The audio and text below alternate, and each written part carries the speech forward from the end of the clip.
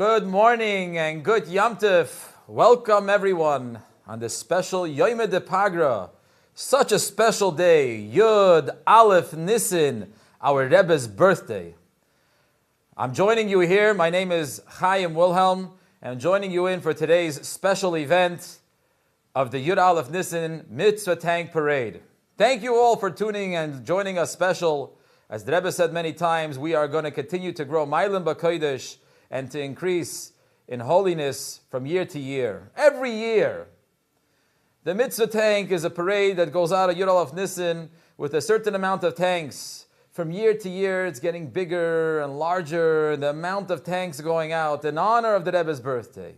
This year, special number, 120 tanks is going out to the streets of New York City, and therefore 121 to be Mailim B'Kodesh, reaching thousands and thousands of Yidden to go everywhere.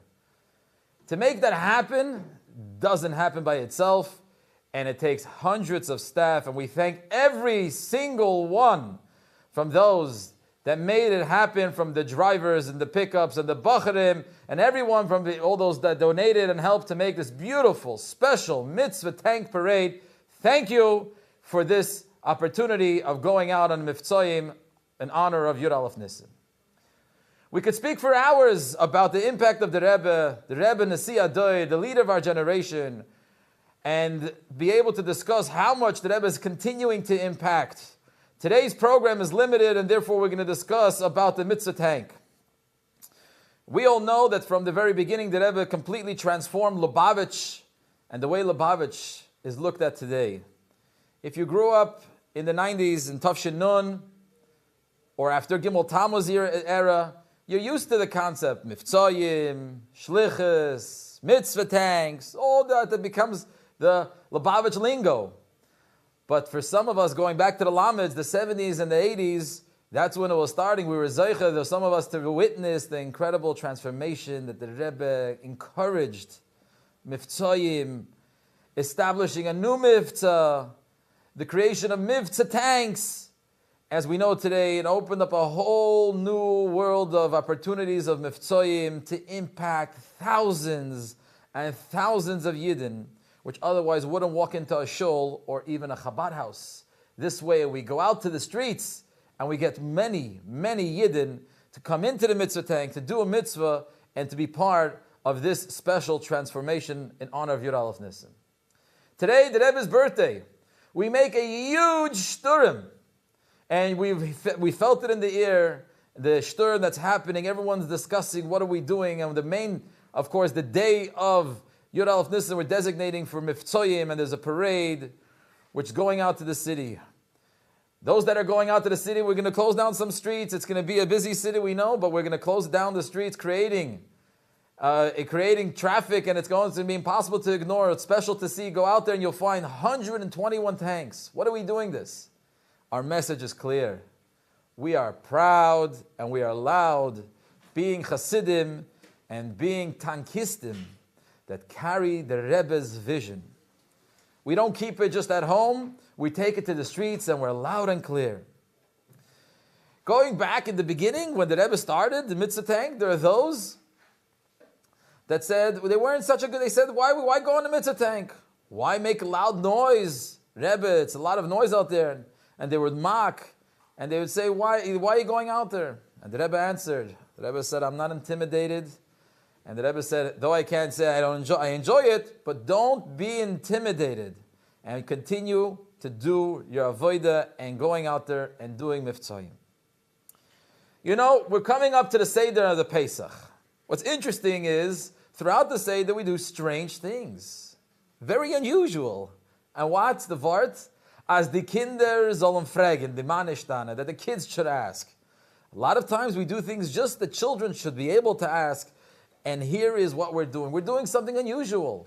The spiritual children we're talking out there is the children of Yiddishkeit, the children of Jewish people. Sometimes they're Tinoikas Shenishbu, and something these children, they need something unusual to get them to ask, hey, what's that? Why the streets closing down? Why do you need 120 mitzvah tanks? What's about? And all this is like the fifth son that doesn't even come to the Seder.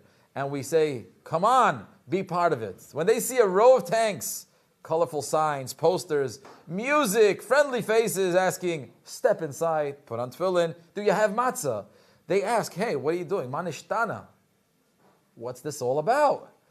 And when they ask the Manishtana, so then we engage and we say it's all about Yud Alef Nissan, the Rebbe's birthday, and come do a mitzvah. You see, we're so lucky. The Rebbe said that our generation is called Ikvisa de Meshicha. Ikvisa de Meshicha means that we are on the bottom, the last generation of Mashiach. Now take a look at the Kohen Gadol, the garment that he would wear was called the Me'il. The Me'il on the very bottom had bells that made noise, that when the Kohen Gadol would walk in, it would proclaim to all, Kohen Gadol's coming, get ready, stand aside, he's coming in. Like this, all the people would know, Kohen Gadol, the high priest, and he would be coming into the Kodesh. And so exactly when and where the Kohen Gadol was coming, we knew. So too the Rebbe said to those that said, why do we need music? Why do you need to make a lot of tumult? Just go out there and ask someone quietly, you want to put on tefillin? You go here. Says the Rebbe, no, do it with bells and whistles. Draw people closer to Hashem. Be loud and be shturmdik. The world is full of different noise, we know, and we have to counteract with the shtus, the kedusha, and to have noise of kedusha with avodas Hashem. We will ensure that Yiddishkeit is expressed loudly and proudly in the very same place where there's other tumult of the secular world, and we're going to merit to hear the very loud shofar that we say in davening, Tka b'shofar gadol, the very loud shofar, and it's going to be very soon, amen. So we're going to go, many of our tankistim that we're going to be going soon, and please follow us and join us today's program, are driving and part of this 121 tanks. They came today, and many of them came special. They came from out of town to be here with the Rebbe in New York and follow the Rebbe's directives. To be here in Fabring, like this, be by the Rebbe in the oil and go to 770 and go into the Mitzvah Tank. Today we're going to fulfilling, one of the shlichus is to go Mivtzayim. Tomorrow, the next shlichus. What's tomorrow's shlichus? Many Talmidim and Bochrim are going on Merkez shlichus.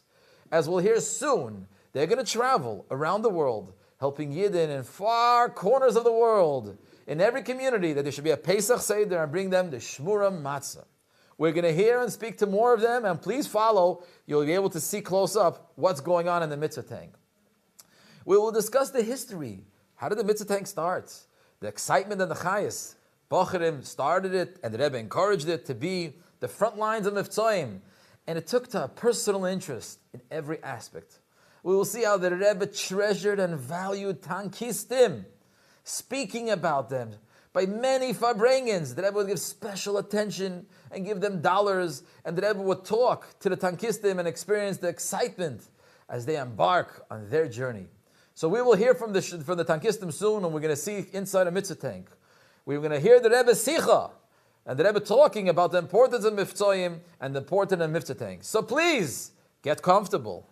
Join us as we go live on scene and take a look at the preparations happening right now at the Mitzvah Tank Parade in Crown Heights.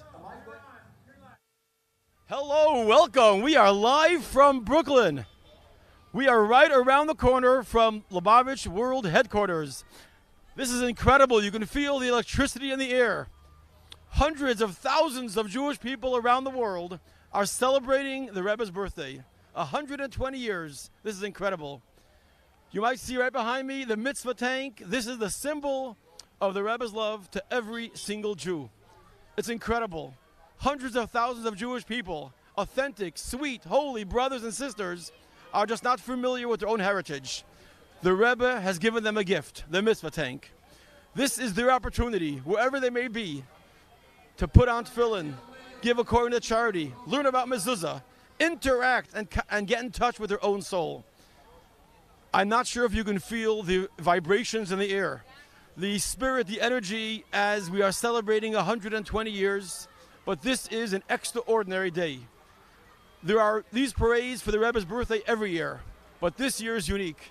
121 mitzvah tanks. They're called tanks because they're strong forces against assimilation, against ignorance, against apathy. Here we are, live in Brooklyn. Let me grab one of these yeshiva boys. Hey, Levi, let me ask you a couple of questions. Are you going out in the tanks today? Sure, I'm going out on the tanks. Since I'm 9 years old, I'm going out on these tanks. So let me ask you a question. What do you think is the excitement? Why are people so pumped? Why are people so excited when they see the mitzvah tanks? Well, I'll tell you what I think of tanks. Tanks actually, it's funny that you're asking me this question because, you know, I heard recently this idea that the Rebbe says about conquering the world, changing the world. We learned from the atom bomb that the God Almighty gave the power to the human being with one movement of the hand to completely change the world, for evil to destroy the world, God forbid. How much more so could we know that God gave us the power, every single one of us, with one little act, we could completely change the world. What I love about this parade over previous years is actually this live video that we have here, because that gives the opportunity for everyone around the world to look at themselves as not a single person at home doing a good deed, but actually as the 122nd mitzvah tank within this parade. Look at yourself as part of this incredible conquering the world with goodness and kindness. That one little deed adds up with all the deeds that will be done today, here and throughout the world. You know, Levi, I remember as a kid watching the people who go, the boys, the older boys, one of the mitzvah tanks, go out. They were proud. It was such a treat for one of us to go and participate. Now looking back, the age of the average yeshiva student going out is quite young. These are not professionals. How do you think they have success? They're going out, meeting complete strangers, not really strangers, they're our brothers and sisters, but people we haven't met before. And in a moment, a quick encounter on the street, they're able to connect, actually encourage someone. Imagine this, if I was standing in Manhattan and someone came over to me and said, hey, handsome rabbi, well, you know, we got a little mitzvah tank here, you want to come inside and put on tefillin? I would be hesitant. What do you think is the reason, and how does it work with having young boys and young men go out and do this? Well, of course we always say train them young.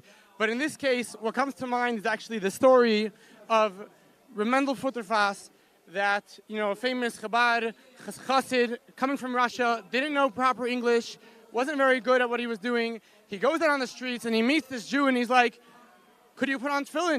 You want to put on tefillin? And the Jew looks at him and says, why? Why am I putting on tefillin, right? Like, I met you for the first time, and the first thing you have to ask me is, am I Jewish? And then the second question is, could you put on tefillin? And, you know, for such a philosophical question, you would think that you need, you know, a rabbi with a lot of expertise and a lot of English experience to be able to explain it to this young man. And Mendel Futterfass explained the answer to him with 8 words. He said, you Jew, I tefillin, you tefillin. So that's what it really is about. If we're coming from the heart, if we're believing in what we're doing, we know how much the Rebbe endeared the mitzvah tanks and how much the Rebbe endeared the mitzvahs of tefillin and neshek and all the other mitzvahs that we see here on the signs. That is really the power of it. Excellent. Thank you very much, Levi. We're going to wrap up here for right now. We will be throughout the day right here in Brooklyn and eventually in Manhattan. So make sure you stay tuned. Enjoy a personal encounter with the Rebbe's Mitzvah Tank Boys.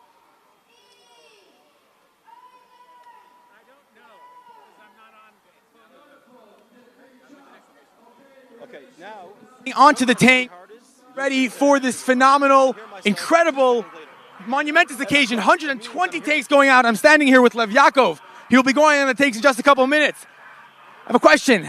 How are you doing? What's going on? This is incredible. Hi, Remy. I just want to say that this is the greatest day. This is incredible. The Rebbe's birthday, hundreds of tanks, literally hundreds of police officers following. This is just a beautiful day. I'm so happy to be here. This is incredible. Obviously, we have all the different Yemei Depagra, but there's something special and unique about the Rebbe's birthday, about Yud Alef Nissan. Share with us something about that.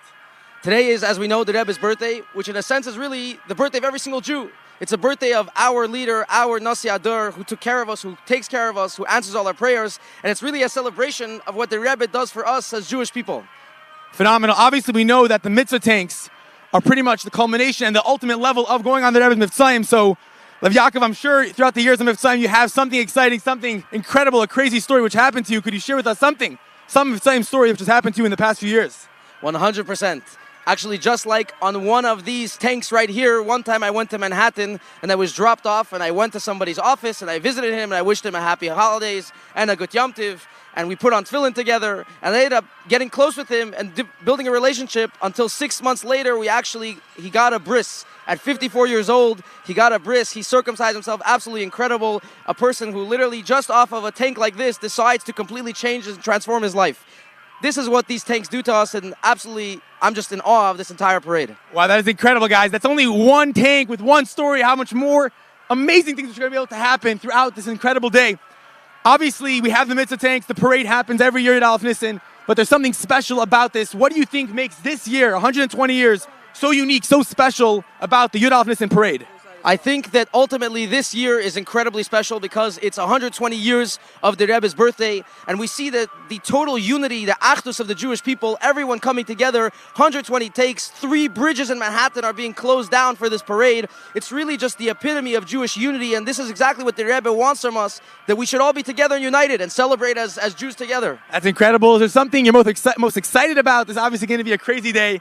A lot of unbelievable positive impact, which is going to happen to all the Yidden all around Manhattan. Something specific you're looking forward to on this unbelievable day? I'll tell you what, I'm looking forward to the bridges. The bridges are going to be absolutely amazing. You take a drone and you take a picture of the bridges, 3 Manhattan bridges being closed at once.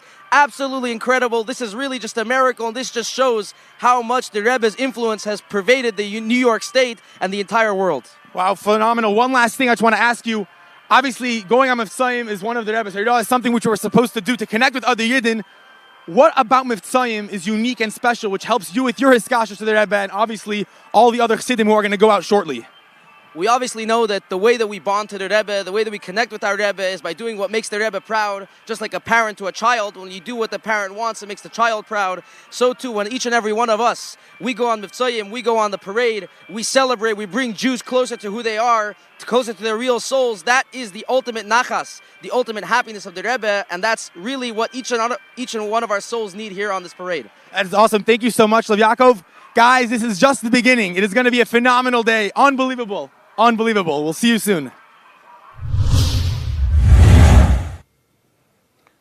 This year marks the Rebbe's 120th birthday. 50 years ago, on the Rebbe's 70th birthday, in the excitement and the emotion that the crowd, thousands of Chassidim gathered by the Fabrengen to celebrate the Rebbe's birthday, the Rebbe responded to the excitement by asking for a birthday present. He asked for 71 new institutions. The Rebbe, instead of retiring at 70, said, now is the time, we're only starting. And frankly, this is when Lubavitch started growing. And today, we're at a point that at the Rebbe's 120th birthday, we have 121 tanks that are going to parade in honor of the Rebbe's birthday. In the Rebbe's new kapitel that we're starting today, kapitel 121, Kuf Chof Alef, David HaMelech writes the timeless words, May Ayin Yovoi Ezri, which seems like, from where will my help come? A question. In today's crazy world, filled with wars, invasions, terrorist attacks, inflation, and a cloudy, unforeseeable future, this question bursts forth from us over and over as we cry out to the Eibishter to end this golus. The Rebbe addressed this kapitel on Chof Cheshvan when it was the 120th birthday of the Rebbe Rashab. The Rebbe pointed out that this pasuk is not a question, but rather it is a statement. Our help, from where comes our help? It's a statement. Our help comes from ayin, from the naught, something that we cannot relate to. It is such a high level of godliness that there is no other way to describe it but rather as naught. We cannot relate to it. And the kapitel continues, Hinei lo yonum v'lo yishon shemi Yisrael. Behold, the guardian of Yisrael, the guardian of Israel, neither sleeps nor slumbers. And the Rebbe pointed out the word hinei, behold, points out to simcha, to joy, to excitement. To be freed from golus and to see Begilu in a revealed way how Hashem watches over us constantly, we need to do our avodah. We need to serve Hashem with joy, with simcha. The Rebbe says we should start this by focusing on miftzoim. Miftzoim means you reach out and you help others. You are excited to help others do their mitzvah. We want to fill the world with light. And this way we will march out from Golos just as the Yidden did in Mitzrayim, biyodrom, or with a proud, upraised hand.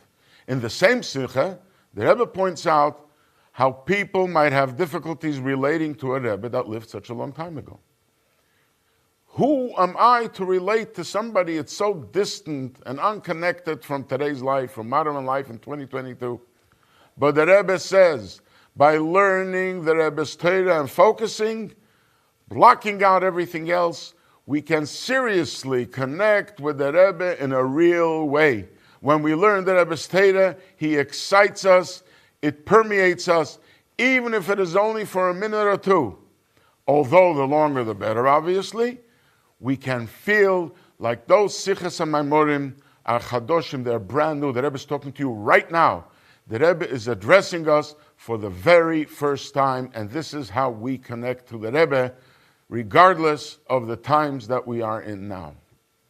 Very gern into the Kesher to the Chameshes HaMifzoim, der Linien ados is a Tan.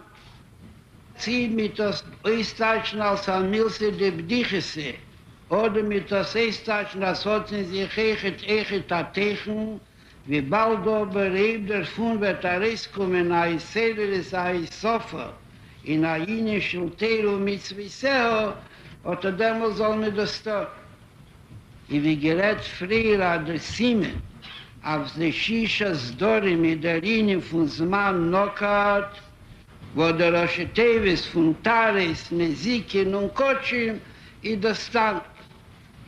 Wo sie der Kesher Shebenehem, Bishas me geht in Chameshes HaMifzoim, darf man sich in der Tachlis bose und der Matore bose, auf Peil sein, auf Aiden, als soll mäßig sein, oder unheben, oder mamschig sein, in den Jonen von Tero und Tfilun und Mezuse und Zdoke und Beis Moles vor. Was gedei zu Peil sein, bei Zweiten, darf man hoben in der Ruf die 3 Unionen. Der erste Linien ist, als der Zweite soll nicht Cheshe sein, als will abnahren oder will etwas dabei verdienen oder was es leischt. Bischaß glaubt ihm, das meint das, was sagt. Und Seite Kipnis, Allah es kam und kam und nicht Kipnis, von nächsten Jahren oder Dämmelt wird aufgeöffnet. Der Lev Hashemeya, also soll nicht nur hören, was mir redet mit ihm, nur soll der hören, was mir redet mit ihm. Bischaß der hört, was mir redet mit ihm, oder dämmelt peilt uns, aber soll am Wattel sein, bei dem Iden, bei dem Herr, die Unionen, was haben ihm nicht zugewusst, bis dämmelt. Auf Unhebenton in der Chameshes Unionen, oder mäßig sein in See, וכולו ודוס הכיכת הציבה בתרא פומיים בקדש, was fehlt da noch בהם, das was missalig sei, dem Sur Mera, i das das Scholes Hoinien, wie sagt dem Moschla, wie bald damit darf machen, a Dira Leisborg betachteni. Is a Chagede soll sein, a Dira Leuyo. Darf man ihr machen, als sie soll sein rein. Mikol in Jone Lichluch, Mikol in Jone viele von Reach Biltitei, Afol Kishem bimamisch mehr nicht wie a Reach, das aber mehr nicht wie der Hachone von Sur Mera, und danach kommt der Rieche, der Wasei Teiv, das wird am Migdosh, am Mishkan und Migdosh Leisborg. Was ist das der Seder, der erste Linien? Als dem soll sein der Linien Hataris, der was soll sich mitteilen sein, von Unionen Shel Pnio, Alachas kamen wir kamen von Unionen von Wellen bei jenem etwas, a Risskriegen oder Chulhu, dennoch noch drüber Peil bei sich Taris, der kennt uns der Schemea, kommt das Arop von Taris in der Mine von Ezekiel. Wo der Linie von Ezekiel ist doch der Linie von Surmera, Mevatel sein dem Dover Hamazik, und danach kommt Arop zu dem Vaseite, wo durch wird das Amigdor der Linie von Kotschem.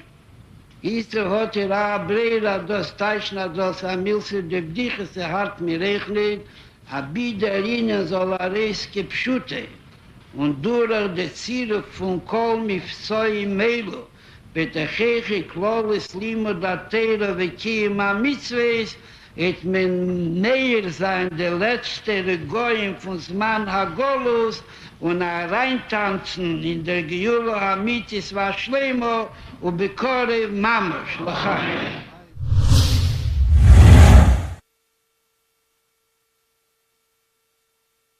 The name tank. What is most interesting is not only that Rebbe addressed something that already was created by others, but rather that Rebbe is the originator of the word tank. I remember when they started these trucks that now became tanks, it was actually used as a means of transportation. There were areas in New York where you could not get to by subway.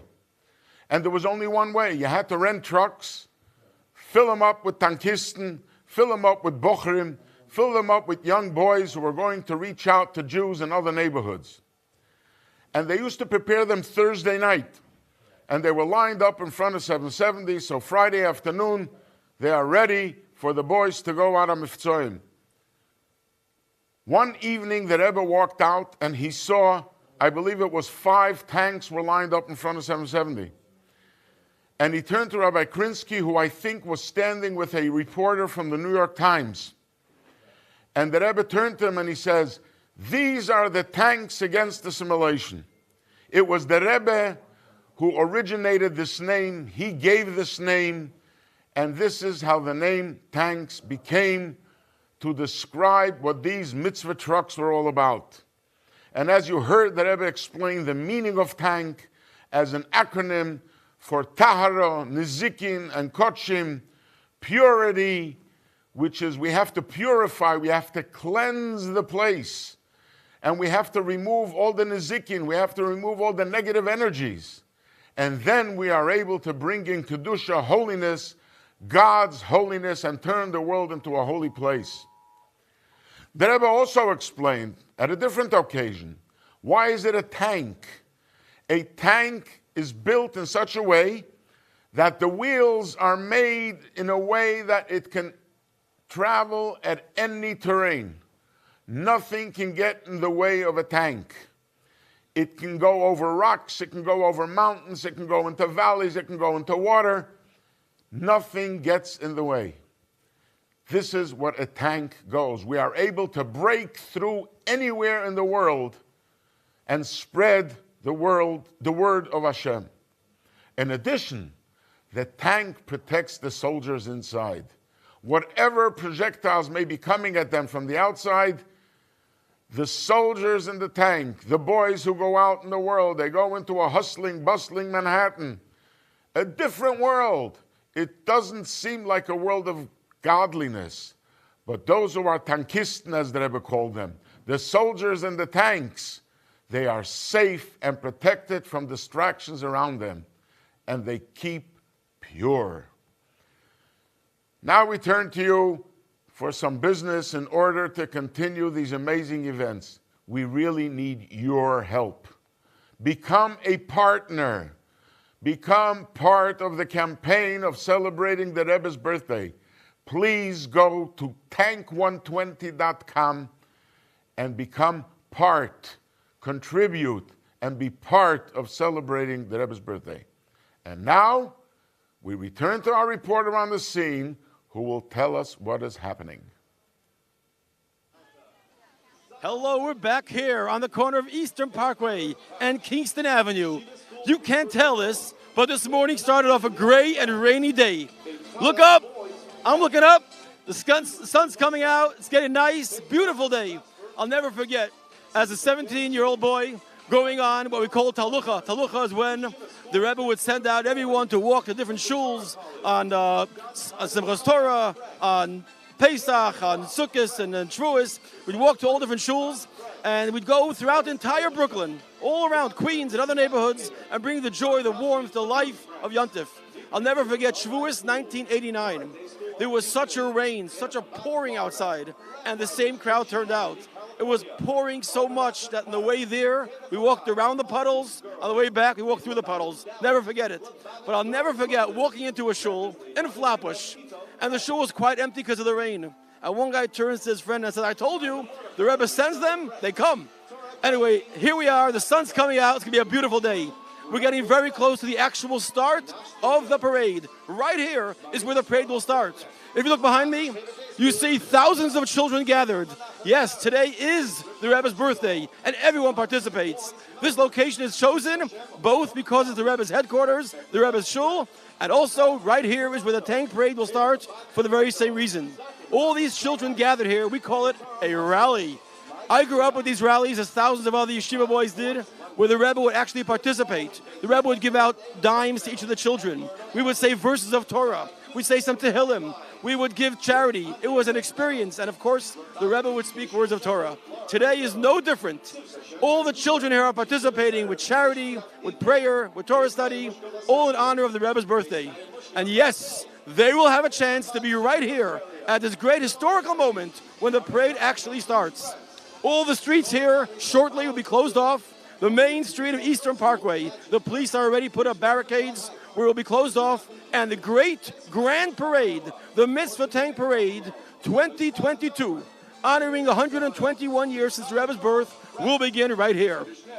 This is truly an exciting moment. I hope that those who are sitting at home or watching from anywhere, wherever you may be today, will participate in the parade. How? By going out and asking someone else to do a mitzvah, a friend, someone who doesn't have matzah for Pesach. Go over to them and say, hey, do you have matzah for the Seder? Help someone find out how to put up a mezuzah. You don't have to be on the parade, in the tank, to do the mitzvah, but it helps. There is nothing more welcoming to a Jewish soul who is walking on the streets of Manhattan, be it Midtown, the Upper West Side, or the Lower East Side, than the warm experience of entering a tank and feeling yourself enclosed in the Rebbe's love of Torah, mitzvahs, and uncompromising understanding to every single Jew's experience.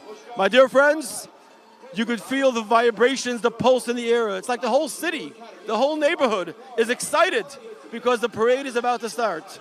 Yeshiva boys scurrying one after another to the tanks. Last-minute touch-ups of the banners, huge banners on the side of the tanks. Last-minute masking tape being put in place, brochures being put out. All the little details, from the music to the refreshments offered, are being put the final touches for the most incredible, yes, the most incredible Mitzvah Tank Parade ever. Certainly, this is something that will give the Rebbe much joy, much nachas. I remember as a kid watching at the Rebbe's Farbrengens, how whenever after the Farbrengen would give out dollars to every single participant. But in a practical way, the Rebbe appointed all those who went out in the mitzvah tanks. They were the ones to distribute these dollars. This is a privilege. This is an honor. This is like the special forces of Judaism. We reach out with love, with warmth, with light. We've all seen the power of light. You all have a dark room. One candle lights it up. These are not professionals. These are authentic yeshiva boys who are going on the Rebbe's mission. You might be one of them, and you might know some of them. This is the most beautiful way to connect with the Rebbe and to share the Rebbe's love and warmth and light with every single Jew, whether it be on the streets of Manhattan or anywhere else the mitzvah tanks may go. And just so you know, the mitzvah tanks are not just on the road today. It's every single week and every single day there are mitzvah tanks that actually have their space in Manhattan where they park, and they're all over the world. Some of the mitzvah tanks in this parade actually have been driven in and come in from Florida, from around the world, from around the country, from around the country to be able to participate in this historical event. Behind me, you can hear the noise, the joy, the energy of thousands, yes, thousands of Jewish children And there's also 135 schools online. Connected through the internet, there's 135 schools around the world participating in this gathering, sharing in the words of Torah, doing acts of kindness, and being energized and reminded how much the Rebbe values and valued every single child. This is truth. This is what it means to be alive. Being alive right here today, and the big action starts shortly right here on Eastern Parkway. And now, back to the studio. Okay, we are so excited to tell you and continue with what's going on by the parade as you've just seen. But to make this parade happen, there is a very large din and cheshbon of thousands of parts that make it happen. But I want to get started. Do you know how many yeshivas are here today making this happen? There is a total, not 10, not 20, not 50, and not 70 yeshivas, but 98 yeshivas that we have a countdown of the amount of Talmidim and student yeshiva tankistim that are joining today in this tank parade. Some yeshivas have 100 students, some 50, some 240, all students that come together. And the total amount of Talmidim that we have being on the tanks today is a total of 2,000 Bacharim. Think of that number. The Rebbe is conquering. The Rebbe has soldiers, foot soldiers that are going out. 2,000 Bacharim are taking to the streets. And they're going to be asking, and they're going to be giving matzah and tefillin and Shabbos candles. So this is something large. This is big scale. As we mentioned earlier, the amount of tanks that we have today in honor of the Rebbe's birthday is 120. We just keep to the 120. We go Milan B'Kodesh, and therefore there's a total of 121 tanks that came, and we have part of this parade that we're going to be seeing shortly. Very special. In these tanks, we have matzah, Shabbos candles, we have tefillin, full of bacharim that are going to be going out to the streets, and many mitzvahs and divrei Torah to be mechazik and to inspire all the Yidden out there to really do and to be able to give something special, do more mitzvahs, and be able to bring Mashiach. May Mashiach come today. Amen. I want to continue. You know how many video and news trucks are going out there? There's 10 video trucks. The video trucks that go out with the video on it, and you see videos of the Rebbe going out there with the chayas, and it really inspires. I get inspired when I see those video trucks with the noise and the Rebbe's picture, and you see what's going on. Imagine going in the middle of Manhattan on Broadway, and you see the Rebbe's video going on a Farbringen and the dollars. That's going to be part of it. 10 video trucks. We also have another 12 vans. There's more Bachim that want to go in Miftzayim. So the 121 is not enough. An additional 12 vans full of tankistim Bachim, they're going out. And part of it, of course, to escort Chashiv, as we have when there's an army, 3 limousines going out there to make it a grand parade and escort all those Tamidim and the Rebbe's army to those special locations. But to make that happen, it doesn't happen by itself. I've been on the parade, and I've been a driver, and I know that it's not easy. You're going and you're on a parade, and when there's 121 RVs, mitzvah tanks together, there's a lot of cross traffic that wants to cross, and there's 18 police escorts to make sure that throughout all of those streets should be blocked, and the mitzvah tank should continue going up Eastern Parkway, down to Manhattan, over the Manhattan Bridge, as we'll see soon. But to be able to make that happen, you have 18 chai police escorts. Thank you all for making that happen. Give a number. And here's where the real numbers are counting. How many mitzvahs we're doing today? We have a total of 15,000 Pesach Passover guides to give out for all the Yidden that will get a matzah or will be putting on tefillin, that they should know a little bit more about this Yom Tif. And this is 15,000. Can you imagine? You make a cheshbon of every single bacher, how much he's going to be giving out. Special number of how many matzahs. You see, Pesach is coming in just 4 days. And the Rebbe asked and requested that every single Yid should have round, handmade shmura matzah. To make the round, handmade shmura matzah, it's a special handmade. You got to find it in the matzah bakery. You can't find it in a regular supermarket. You have got to go to the kosher supermarket, and you have the matzahs coming from the matzah bakery. The Rebbe requested that every Yid should get Shemura Matzah for the night of the Seder, and here is very important that we go out there and we give it. There's a total of 12,000 Shemura Matzah that was packaged and delivered into these tanks, and I've seen it with my eyes just the other day, yesterday, I've seen the boys packing those matzahs, and we're going to be distributing 12,000, think about that, matzahs to go to 12,000 different Seders that are going to be throughout the city. So, as this time we also mentioned, please make sure you give it. You have another matzah, give out another matzah as well. These 12,000 are going on the tank, so we could be able to add as much as we can. If we are not on the tank, please add and find some yidden. The Rebbe said that every yid that has a matzah, you're feeding him amunah. You're feeding him belief in the Eibishter, because as the Zohar says, it's michla de mehemnusa and michla de asfasa. It's the food of faith, it's the bread of faith, and therefore we feed matzahs. Shabbos candles for all the ladies. Yom Tif is coming. This Yom Tif, special Yom Tif, we're going to say, Lahadlik Ner Shel Shabbos V'Shel Yom Tif, the first night is Shabbos and Yom Tif. We're going to be giving out 5,000 Shabbos candles. The Rebbe made a mitzvah that we should be able to light and give, bring light into the world, and special mitzvah for the women. They should light the Shabbos candles, women and old girls. Please come up to the mitzvah tank if you don't have one and be able to get your Shabbos candles. But we're going out there and we're going to be giving this out. Now, this is where it became difficult for all the boys and all the young men, all the Anash in Crown Heights, and I was asked to go pick up a tank. You can't get one location that has 121 RVs. We had to travel across all different states. There's 10 different rental locations. 10 rental locations. Over here we got 15, here we got 20, here we got 10. All those locations to be able to get more of the RVs to reach the number of 121.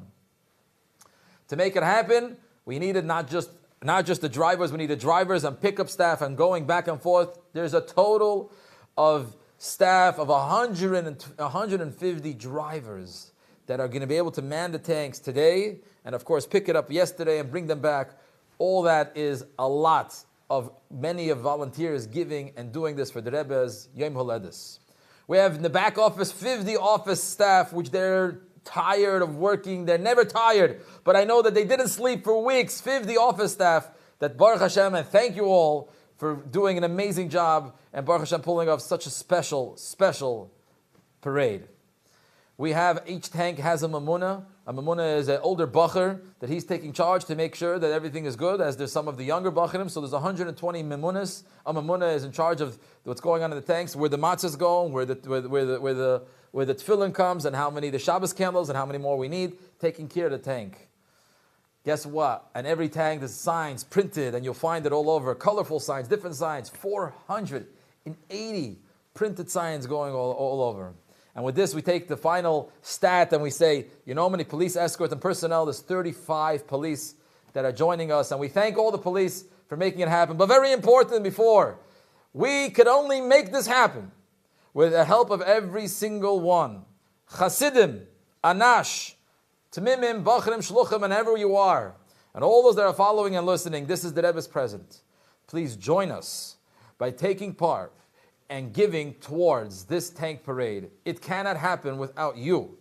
Please go on to 120tanks.com, 120tanks.com, and you'll be able to give towards this mitzvah and this mitzvah of the Rebbe's Yud Alef Nissan. And with that, we are going forward and to be able to see what's happening by the parade. We're still waiting for what's going on in the parade, and we're still going to be following and seeing what to be able to do it. So we have over here Rabbi Katzman. We're going to ask Rabbi Katzman to share with us some of the going back in the days when he was the bacher and he was the tankist. And Rabbi Katzman, please share with us and go back. When did it start, and how old were you that you got involved in being a tankist?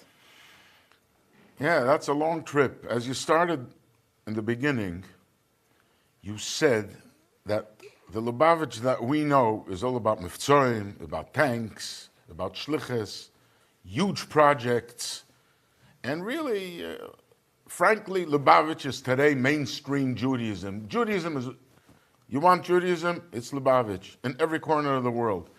Grand scale. You know that. You can't think otherwise. I have to tell you, I grew up when Lubavitch was just a community. A big community, a growing community. an exciting community, but it was just a community. And just one point, just an example.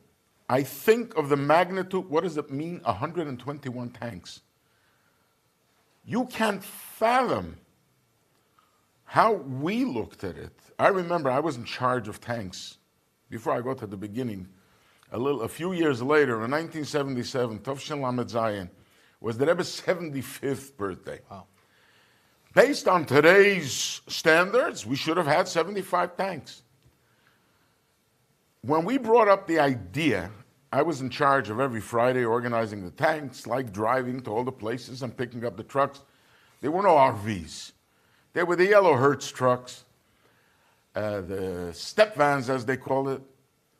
And we figured, Alef Nissan, we have to do something. It's the 75th birthday. 75 tanks. Come on. It didn't even enter our minds. So we compromised, or we flipped it, by doing 27 tanks. 20, corresponding to the Rebbe's 27 years of his Nesias. And that was so big. Wow. We didn't even call it a parade. It was just, we had 27 tanks, and obviously we all left 770 together. But it was like 27 tanks. Unbelievable. Everything progressed. The whole idea of the tanks evolved. Going back to your original question, how did it start? Like I said earlier, it was used as a means of transportation, simply to drive boys to Queens and other neighborhoods where the subways are not the best, most practical way of transportation. And we went, they rented the trucks, and the Rebbe gave the name tank. This happened when the Rebbe started encouraging Mivtzoim. It was after the Yom Kippur War.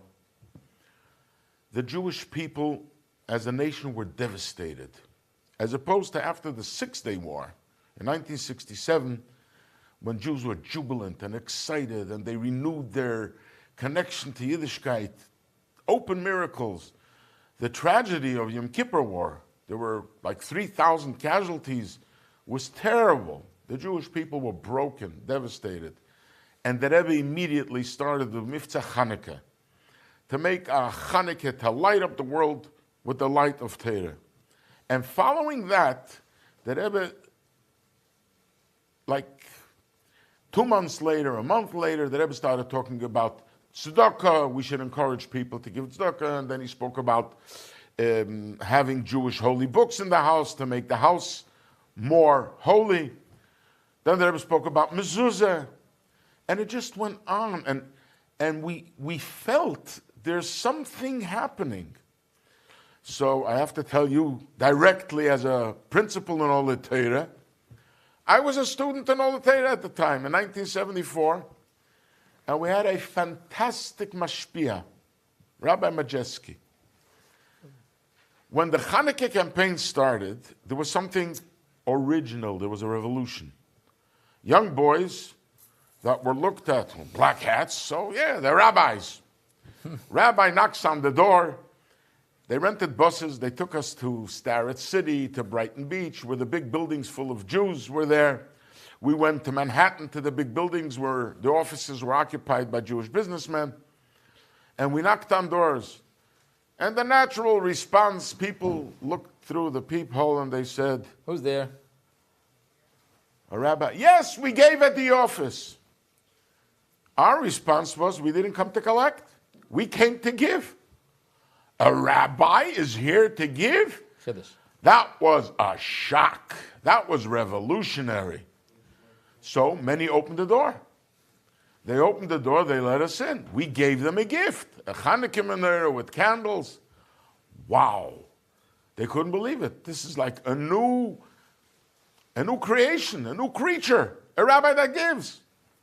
So Rabbi Majeski, after that Chanukah campaign, he told us, we were young boys, I was 17, and Rabbi Majeski says, "They open doors for you. Why don't you go back Friday afternoon?" Going back Friday afternoon. Some of those doors will still be open. And so it was. We started going to the same buildings. And the people, wow, yes, the giving rabbis here. We offered them tefillin. Obviously, then there was pretty much only tefillin. And we started a relationship. Yes, this is how the Friday afternoon Mivtzoim started on a regular basis. And as time, we saw the intensity. We heard from the Rebbe, another campaign. We saw the Rebbe was going somewhere. And this is how the tanks came into being. So can you tell us how the tanks started? Like when you were going to Mivtzoim with the buses to those places in Started City, when did the tank become a tank? That would go just on a street corner? The tank came about after Pesach. Like I said, we started going Friday afternoon by subway. Right. Where the subway reaches. That's right. You said the 6 What do we do with Queens? And other neighborhoods like that. For that, they rented the trucks. But it had no meaning. It was just a means of transportation. You know, the trucks in those days, there were no laws for seatbelts. We didn't have all these restrictions. So you packed into the back of a step van, 10, 15 boys. You took a table and a bench from 770. But then the guys realized, wait a minute. The truck can have a sign. Oh. The sign, we can give a message by a sign. So the artists went to work. And there was something very interesting. The artist, Baruch Nachshon, right, he created a piece of art. And he always had these fantastic, imaginary pieces of art. And he took the tefillin. I don't even know if it was after the Rebbe said tank. It was before, probably. And he created this image of a bunch of tanks traveling to war, but the leading tank was a box of tefillin. a box of tefillin. A box of tefillin, and the Ritzua, he made it come out like the nozzle, Of the tank. where the bombs come from. Right. And it was tefillin. And it gave a message, our tank is not for destruction. Our tank is for mitzvah. And this is how the whole thing started. Thank you so much. And I want to mention Rabbi Katzman is telling us how it started. Today's tank parade started back then, and it's going to continue to grow, but we need help from everybody. Please, those that are tuning in, it's myself, Rabbi Chaim Wilhelm, together Rabbi Yossel Katzman, joining you from the studio, and we're going to be joining on the tanks inside on the tank parade. Please, go on, log on to 120tanks.com. 120 tanks is 120tanks.com. And please donate in honor of the Yud Alef Nissan, Yud Alef Nissan parade, in honor of the Rebbe's 120th birthday. The Rebbe always requested to go Mivtzayim. If you cannot go Mivtzayim, please do. And even if you could go Mivtzayim, please give as well. Bekesef, benefesh, bemamin, please give. And towards the fact that the Bachrim should be able to go, the Tagistim should be able to continue the Rebbe's work. And this tzedakah surely will be Gedolah tzedakah Shem HaKareves is Hagula, and I thank you. I would like to continue a little bit with some more of what's going on in the tanks. I'm going to ask Rabbi Katzman while joining us here. Can you tell us a little bit, and we're going to continue shortly more very after the parade. As the parade is starting up, so it's starting to get on the road, we'll join you soon. We are going to be hearing you and seeing you by the parade on Kingston Avenue. Please, again, log on to 120tanks.com. Are we headed?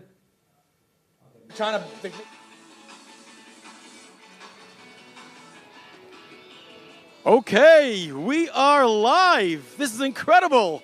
The sun is shining and the people are smiling. Thousands have gathered here at the starting point of the great 121 Mitzvah Tank Parade. In the background, Benny Friedman singing, encouraging, and giving life and spirit to an already lively crowd. Yes, I got to take a moment to say I was astounded standing here watching the thousands of children as they announced there was one child, one boy, who learned the entire Tanya, 5 sections of the Alter Rebbe's magnum opus on the greatest work of Hasidus. He learned the entire 5-section book in honor of the Rebbe's birthday. He learned it by heart. I was completely blown away. And he also did, just to make it even more exciting, the entire Mishnayos.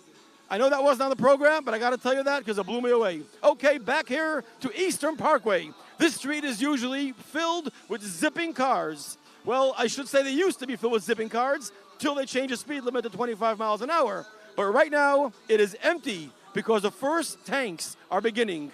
Leading the tank parade, we have some dignitaries starting off the very beginning. And the tanks are beginning to roll. Usually when you hear that, it might give you a shiver of danger.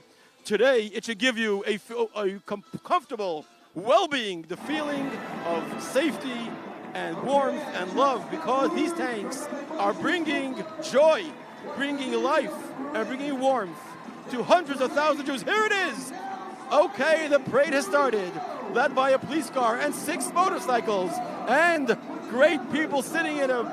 Here we are. The parade has begun. The police officers in their beautiful, shiny motorcycles leading the way, followed by a large limousine with a crown representing Crown Heights. This is what Hasidus is. Hasidus is the crown of all of Torah, that which brings out that which is above the natural order of things in the most incredible way.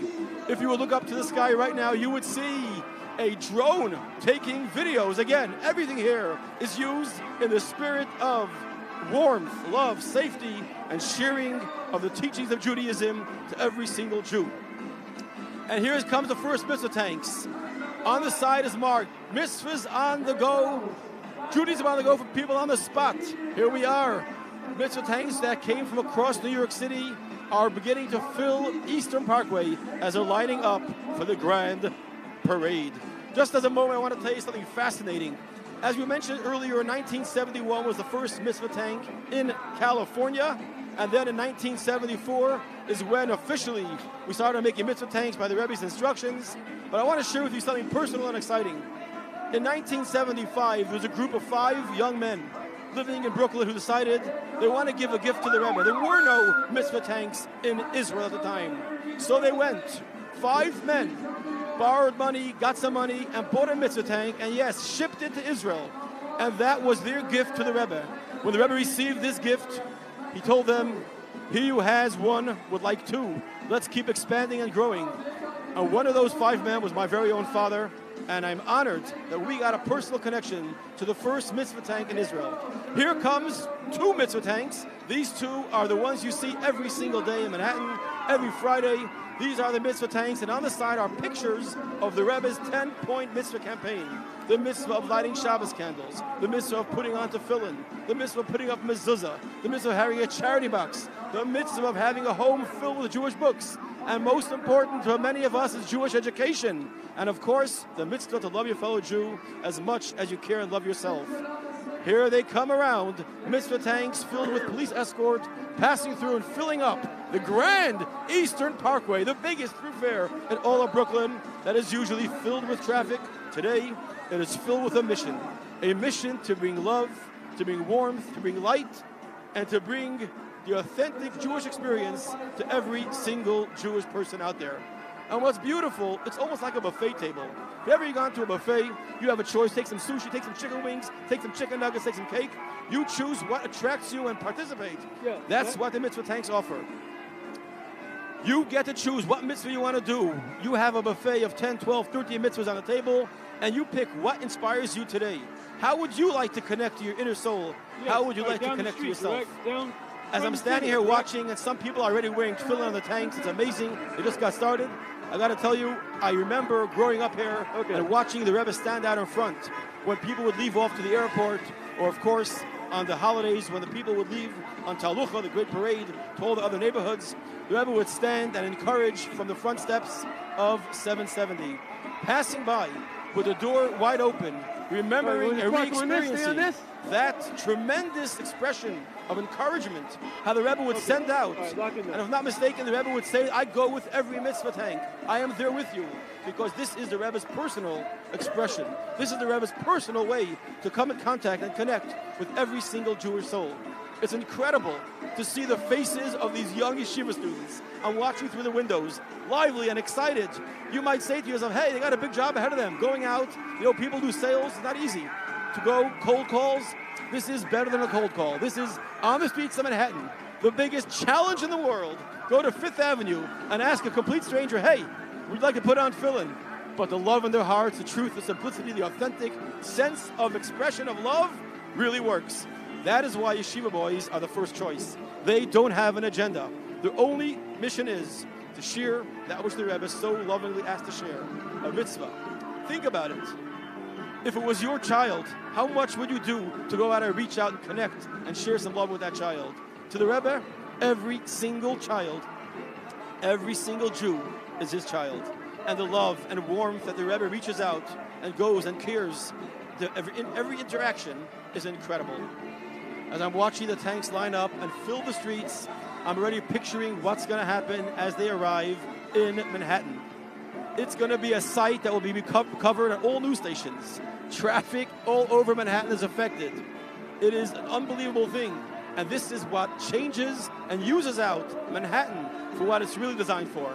An island of Yiddishkeit, an island of Jewish observance, an island of recognition of God's presence in the world. And that is really what Manhattan was designed for. The fact that they put up all these buildings for business was just a great tool, a great way to gather all the people in one place and to have them gather to put on tefillin, to go and do a mitzvah. Here I am, I recognize some of the yeshiva boys in the tanks again. You have each person sitting in the front seats, the middle seats. Here we are, another tank coming by. They stop. I remember watching some of these parades that were not as large as this, but for the holidays like Purim or Hanukkah, and people standing on the side giving out menorahs. I will never forget, I believe it was 1989 or 1990, where the Rebbe spoke that year. 1989. The Rebbe spoke about having a tremendous influence and extra burst of the celebration of Hanukkah around New York City and around the world.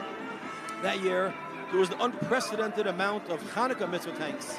And I'll never forget, one night, maybe 11 o'clock at night, I was in a mitzvah tank outside Madison Square Garden, and the game is about to finish, and we know how many Jewish people attend those Madison Square Garden basketball games. And we were so hoping that the game would go in favor of the New York team. And sure enough, when they won, we were thrilled because everyone came out pumped and excited. We gave out thousands of Hanukkah menorahs. People stood on the side of the streets. We put out folding tables, lighting menorahs, spinning dreidels, eating donuts. What an incredible experience. I'm certain for those who attended the Knicks game, they remember, as well as the win, the experience outside of thousands of Jews getting Hanukkah menorahs, dreidels, donuts, and celebrating Hanukkah in absolutely good spirits. My dear friends, if you could see what I could see, you would be dancing. Benny Friedman singing away with his beautiful, sweet voice. Mitzvah tanks rolling. It's like springtime here in Brooklyn. Beeping, people waving and excited. And certainly these thousands of kids, you should see their faces. It's like the greatest parade ever. Besides Lag BaOmer. It's the greatest parade, seeing these tanks rolling up, the police cars escorting them, and lining up all across Eastern Parkway. The children, of course, are standing on the sides because there are no cars on the road. They're able to stand on the side of the road and watch, and it's an experience. Oh, here comes a double-decker New York City tourist bus filled with children who are going to be part of the celebration, part of the action. This is incredible. It's hard to believe. It's really hard to believe how much preparation went in for months and months, preparing, fundraising, gathering, booking. You know what it takes to book 121 RVs? Think about it. How many RVs do you think there are available in the New York State area? Some are brought in from Rhode Island, from Virginia, from Washington, D.C. And here they are, 121 RVs redecorated, reset up as mitzvah tanks. It's incredible, the preparation, the coordination with the police, the city of New York, coordination with all the printing, the amount of materials that they're going to give out. It's incredible. And here is that big moment. The buses are lining up. The troops are getting ready to move forward. This is a moment that was anticipated and waited for months, and now it's happening. The joy in the air. Of course, we want to thank Hashem for the beautiful weather. It's incredible how it started off as a gray, cloudy day, but no one was deterred. Not one child stayed back. Not one parent stayed home with a stroller. There are thousands of parents with strollers, little children. This is life. This is celebrating life. Here come New York City finest coming again. Another set of motorcycle riding police officers just to give more honor and more organization to the Rebbe's parade. This is awesome. I'm standing here and I'm just loving it, soaking in the feeling. The air is filled with joy. and I hope they will have a tremendous success today in Manhattan and all across Manhattan. You know, if you've ever been to the great little island called Manhattan, you would see on every block a UPS truck, now maybe a Prime truck, a Prime, Amazon Prime. But today, every block, every street in Manhattan will have a mitzvah tank. It is something which goes from group to group, social media being shared. Hey guys, did you see that they came to your block yet? Are they here? It's awesome. This is received, you know, if you think about it, it's pretty wild how it's received with so much appreciation. There are people who already know and they're waiting outside for the tanks to come. They're waiting outside to have their chance to take a selfie putting on tefillin. As a matter of fact, there will probably be more selfies in New York City putting on tefillin today, on mitzvah tanks, than any other selfie shared in this great state. This is the celebration of the day, and all a way to honor and to celebrate the Rebbe's birthday. Of course, you don't have to be here in New York City to celebrate and share the mitzvah of tefillin. You can make your own car into a mitzvah vehicle, keep in your car your pair of tefillin, keep in your car some brochures and mezuzah, maybe call up your local Chabad rabbi and say, hey, can I get a hold of some pamphlets so when I meet a fellow Jew, I can give him something about putting and writing a letter in the Torah for my child, for myself. This is your chance. You too can be part of the Rebbe's parade 365 days a year. All it takes is some planning and some thoughtfulness and to think, how can I bring some light and some warmth to a fellow Jew? You don't have to be a paid Chabad rabbi to be a Chabad rabbi. As a matter of fact, sometimes the Chabad rabbis don't get paid. But the bottom line is we're here because we care about our brothers and sisters, because this is what the Rebbe taught us. He taught us to care, he taught us to be in tune, and when God puts you in a place, when God, with his tremendous divine providence, puts you in a certain place, it's not for chance, it's for a reason. There is somebody for you to meet. Maybe someone needs help in material, in friendship, in a mitzvah. That's what we're here for. Every single human being on this planet, every single person is here for a purpose. Today, we're celebrating that purpose. We're celebrating the real reason why God created RVs. Some people think motorhomes, recreation vehicles were created for taking a trip to Montana to go out to see Mount Rushmore. That too. But the real reason is so Jewish people on this beautiful Tuesday morning in Manhattan could go and gather, say a prayer for one loved one who's not well, say a prayer for the people in Ukraine, do a mitzvah for our brothers and sisters in Israel, and to do acts of kindness for someone we've never met before. This is the reason why RVs are here. Let's use it out and let's fulfill the mandate given by God to us by putting us in our particular spot on the world where we have a chance to interact with the world around us. As we're standing here, I'm thinking about all the schools and yeshivas and organizations around the world that actually gave or participated or sponsored a mitzvah tank. I'm just going to run through some of them because it's incredible how many places are involved and how many yeshivas sent over yeshiva students or themselves brought down a mitzvah tank or sponsored one all across the world. I have a list here of, 121 mitzvah tanks, each one who sponsored it. If it was YG in Australia, if it was in France, in Paris, France, in Israel, Kiryat Gat, in the city of Tzfat, the holy city of Tzfat. We're just moving a little bit. So we're good. Detroit. We have in the city of Lod, Israel. We have in the Ola Torah right here in Crown Heights, the Rebbe's neighborhood, right here, Ola Torah Yeshiva. We have Rishon LeZion, Israel. We have Los Angeles, the Yeshiva boys in Los Angeles. We have Getzel's shul right here in Crown Heights. We have the Yeshiva in Argentina, the Yeshiva in Muncie, Wilkes-Barre from Rabbi Schneer's Yeshiva. And we have the Braun family. We have, oh my goodness, the list goes on and on.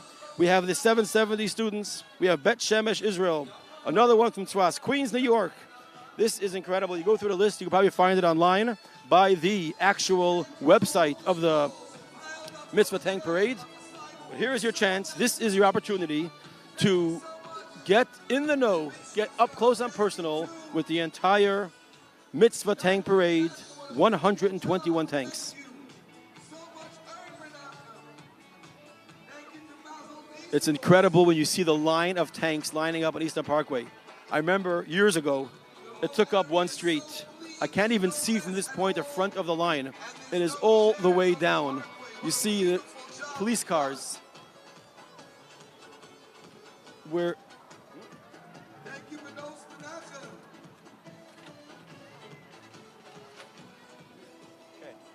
done. Okay.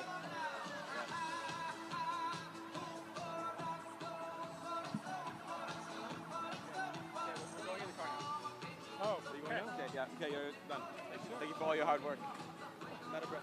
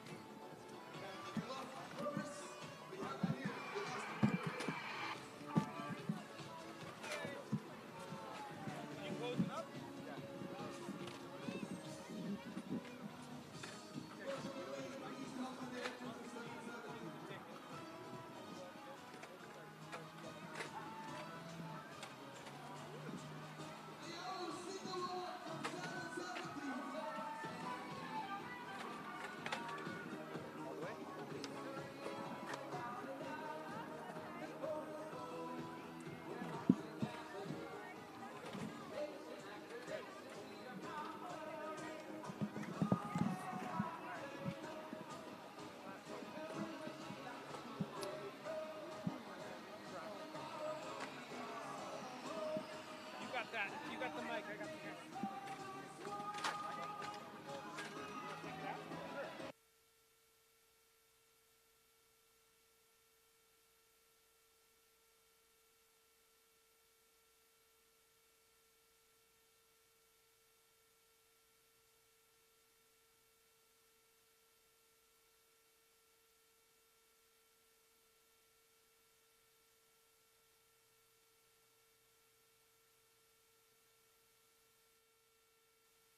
In May 74, a terrible tragedy happened. There was a group of students who lived in Tzfat, and they were attacked by a terrorist group. Marlot was the most horrific of recent Palestinian attacks. 25 Israelis were killed, 20 of them school children on holiday. That Shabbat, I remember the Rebbe coming into the Farbrengen. His face was awesome.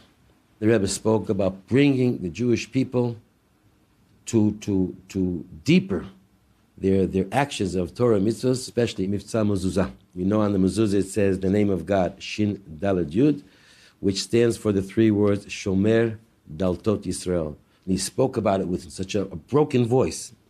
And for a number of weeks, the Rebbe called from the bottom of his heart that everybody should do his utmost to put on tefillin with the Jewish people and to bring mezuzot to the Jewish people. Der Giselis und der Bakosche und der Absore bekommen Noni shall tachnene was bekommen der Ruf Sonn. Als jeder soll tun kechol atove dei banegi zu Mitzvah Panel. After the Farbrengen, and the next day sat, we talked. A friend of mine, Rabbi Duchman, other Bochurim, we said we have to do something large. We decided to rent vans and go out to the streets with microphones. They would stop in the most busy corners, whether it was 5th Avenue or 7th Avenue or Times Square or Grand Central Station. Is a very in the Kesher to the Chameshes HaMifzoim, der Ringen Ados is a Tam. Was Lecheiri das mehr nicht wie a Linie von Milse der Bdichet.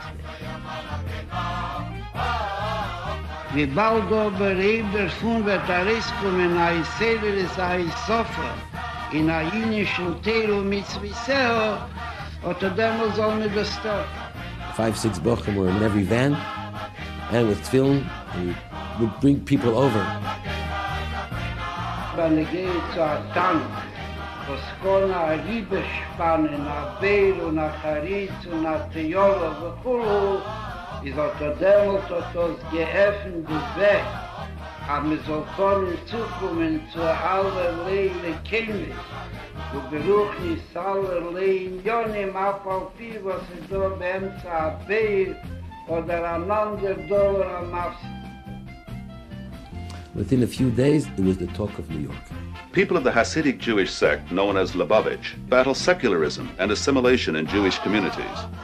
Those days and those weeks, I remember them so clearly, how we were so involved Every morning, a number of the Bochum of students would go out on these vans. We would sit days and nights calling up people, what days do you volunteer to go? What days do you volunteer to go? To be out in the streets in Manhattan and then to other boroughs of New York to bring the call of the Rebbe there.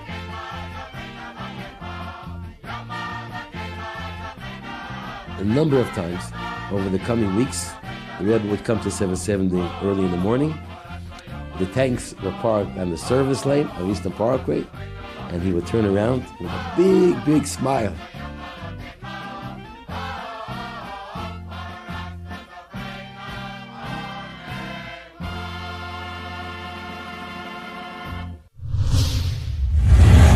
Wow. Welcome back. Sitting over here discussing with Rabbi Katzman all about the Mitzvah Tank in the first days. Currently, right now, there's 121 tanks that just went out and left Crown Heights, and they're headed out to the big city, Manhattan, to find more Yidden. But let's take a step back and discuss a little bit. Rabbi Katzman, please, can you tell us a little bit how the Rebbe, I've seen some videos, how the Rebbe would give dollars to the tankistim. The Rebbe had a very strong relationship and loved it. Can you tell us a little bit about your emotions and your feeling as a bacher, receiving and being part of it? Let me start with my emotions now. It is unbelievable. It is such an emotional moment to see 121 tanks. I'm looking, it's my children, my grandchildren. Children are on shlichus, they're having their parades wherever they are, in London and in other cities. And it's all over. It's just natural. This is part of your DNA. When we started, it was 1974. And once the Rebbe established the name Tank, and we realized how much the Rebbe appreciated it. The custom was that whenever the Rebbe used to come in the morning, 10 o'clock, we were lined up. We were all in there in the trucks, and you probably saw in some of the pictures. We were hanging out and waiting for the Rebbe to arrive. And as the Rebbe came out of the car, we started rolling. And the Rebbe would encourage us with such a smile. It was unbelievable. And then the Rebbe gives the dollars. The Rebbe started a new thing of giving dollars by every Farbrengen through the tankisten. And the Rebbe sometimes would question people, Are you a tankist? Are you a tankist? And the Rebbe wanted to make sure this is only about tankisten. Then, when you say, when I can call myself, I became fully a tankist, like that was it, was when it came in the summer. As I mentioned before, I was an old Teda, I was a young boy. In the summer, all the Bochrim go on Merkez Shlichus. They travel all over to bring the message of Yiddishkeit and the message of the Rebbe to the world. The Rebbe said, whoever will go on a mitzvah tank for 3 weeks will be considered as if he went Merkez Shlichus. Was that the summer break? That was the summer break. Of yeshiva. And the Rebbe said everybody will participate, will get $5, because at that time there were 5 mivtzoim. Oh. So for the 5 mivtzoim, corresponding to 5 mivtzoim, we got $5, a $5 bill from the Rebbe, yes.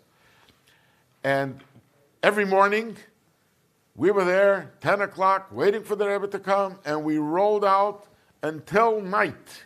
Wow. We wouldn't return until Shkia to make sure that we have every Jew put on film. That's a very special point. I just want to jump in, Rabbi Katzman.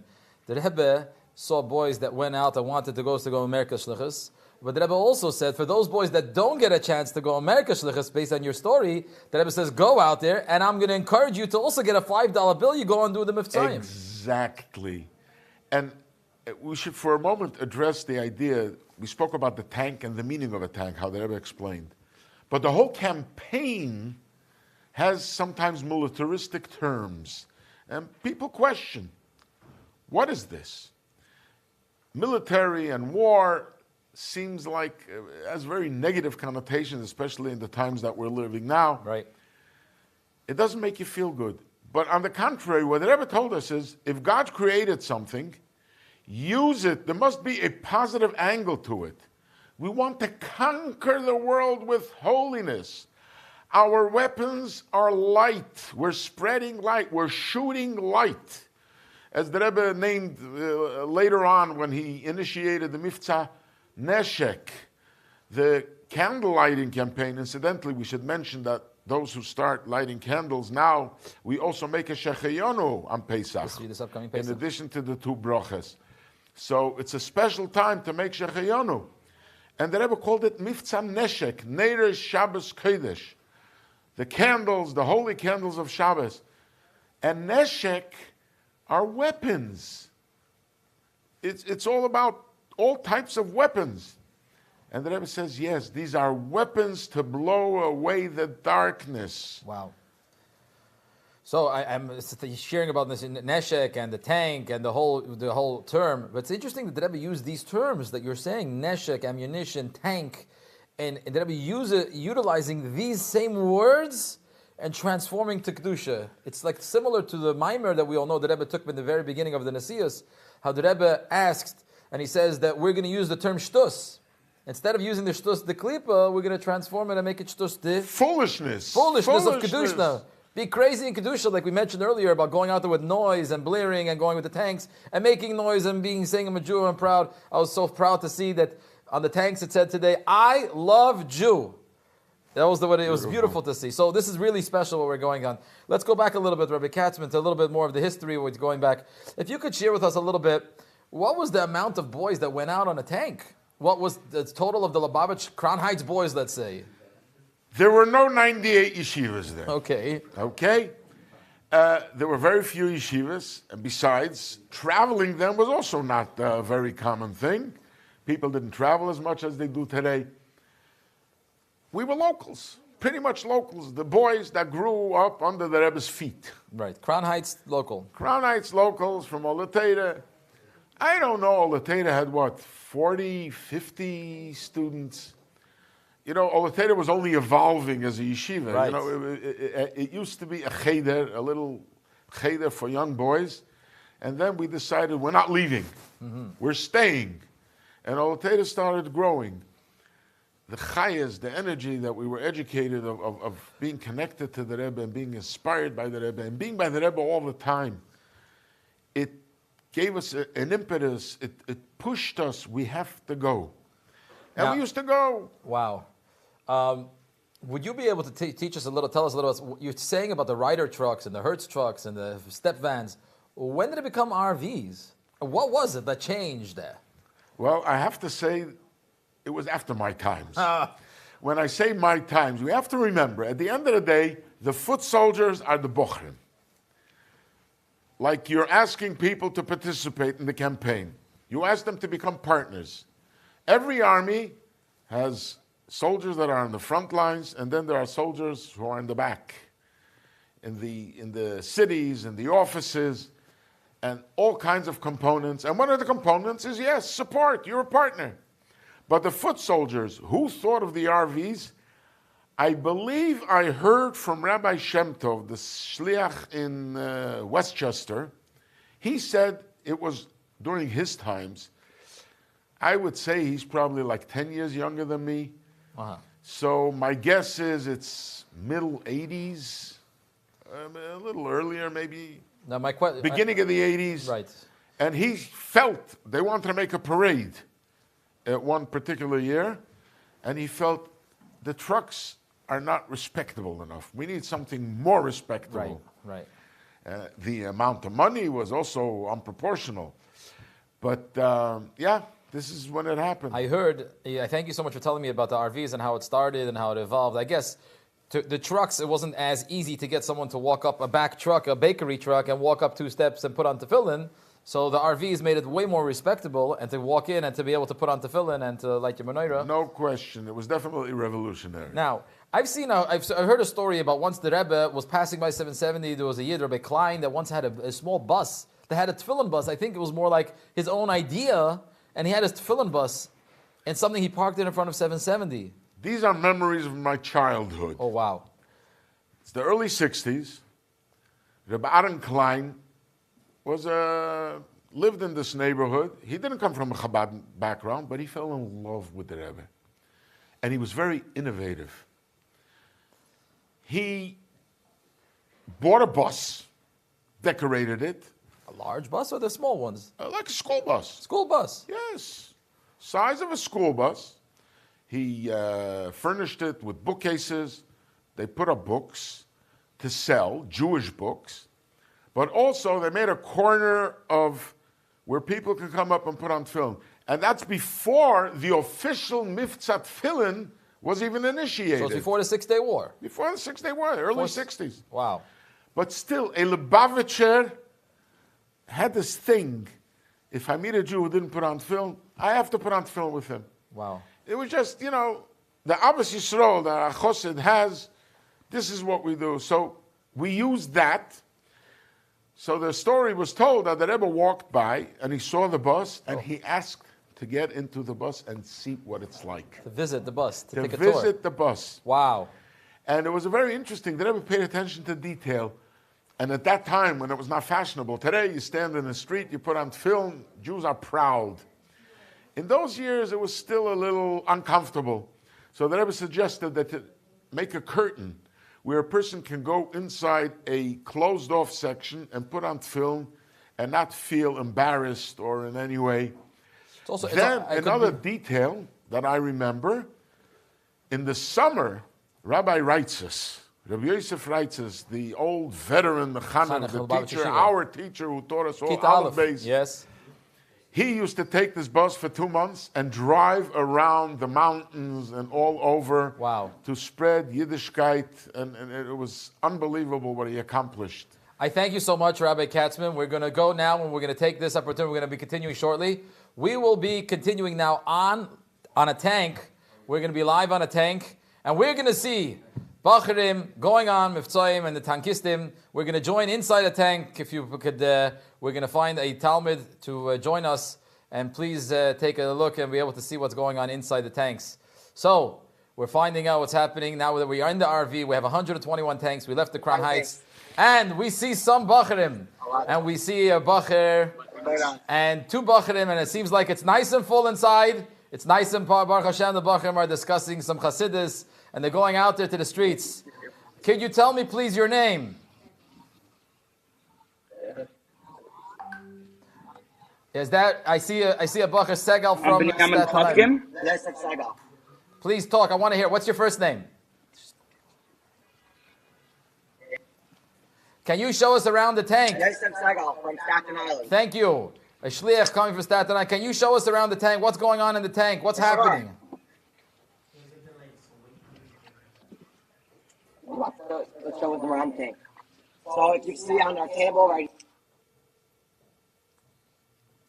Wow. What is that?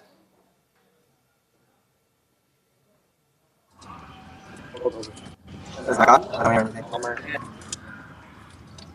Look at the faces. Look at the I don't hear excitement. anything. Yeah, it's what? Yeah. No, why is the Bluetooth off? It's off? Check it.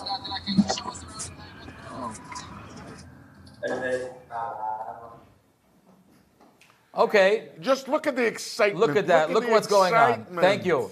Can you tell us? Are we going? We're going back. Okay, we're going to come back, join you from the tank. I know we're Baruch Hashem traveling, and there's a lot of things happening out there in the streets. We'll get back into the tank shortly. But while we're sitting here together, I would like to share an interesting vart that happens together with all of us here sitting there in the days in the Mitzvah tank. We discussed earlier about the bus or Beklein. We discussed about the Mitzvah tanks and the RVs and the trucks, and starting till we get it to go out there. And what's very special is that we Chassidim know, as we mentioned earlier, that we're going to make noise and we're going to make a shturim and we're going to go out there, and our purpose is to fix the world, as the Rebbe asked us, to make a dira b'tachtoinim. And that is our job that we're going to be doing, and that's what we're going out there. And the bigger the shturim, the more people are going to get involved, and the more people are going to be excited. So while we're sitting over here, many of us are watching from the comfort of their homes or from wherever we are, please join in. We have 4 days until Pesach. Just like the boys are going out on the Mitzvah Matzah, please join in and give out some Shmura Matzah.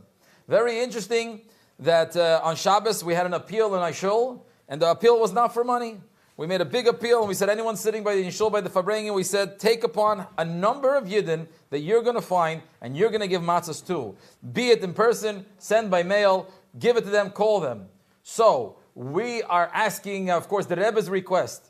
Go out there, find Yidden, call them on the phone, get involved, say, I have matzahs for you. It's a time of a present. It's so special, and Yidden are ready to accept this specialty. So we are continuing with finding and doing more mivtzoyim. So we are going to get that opportunity. It's Yud Alef Nissan, 120 years, excitement.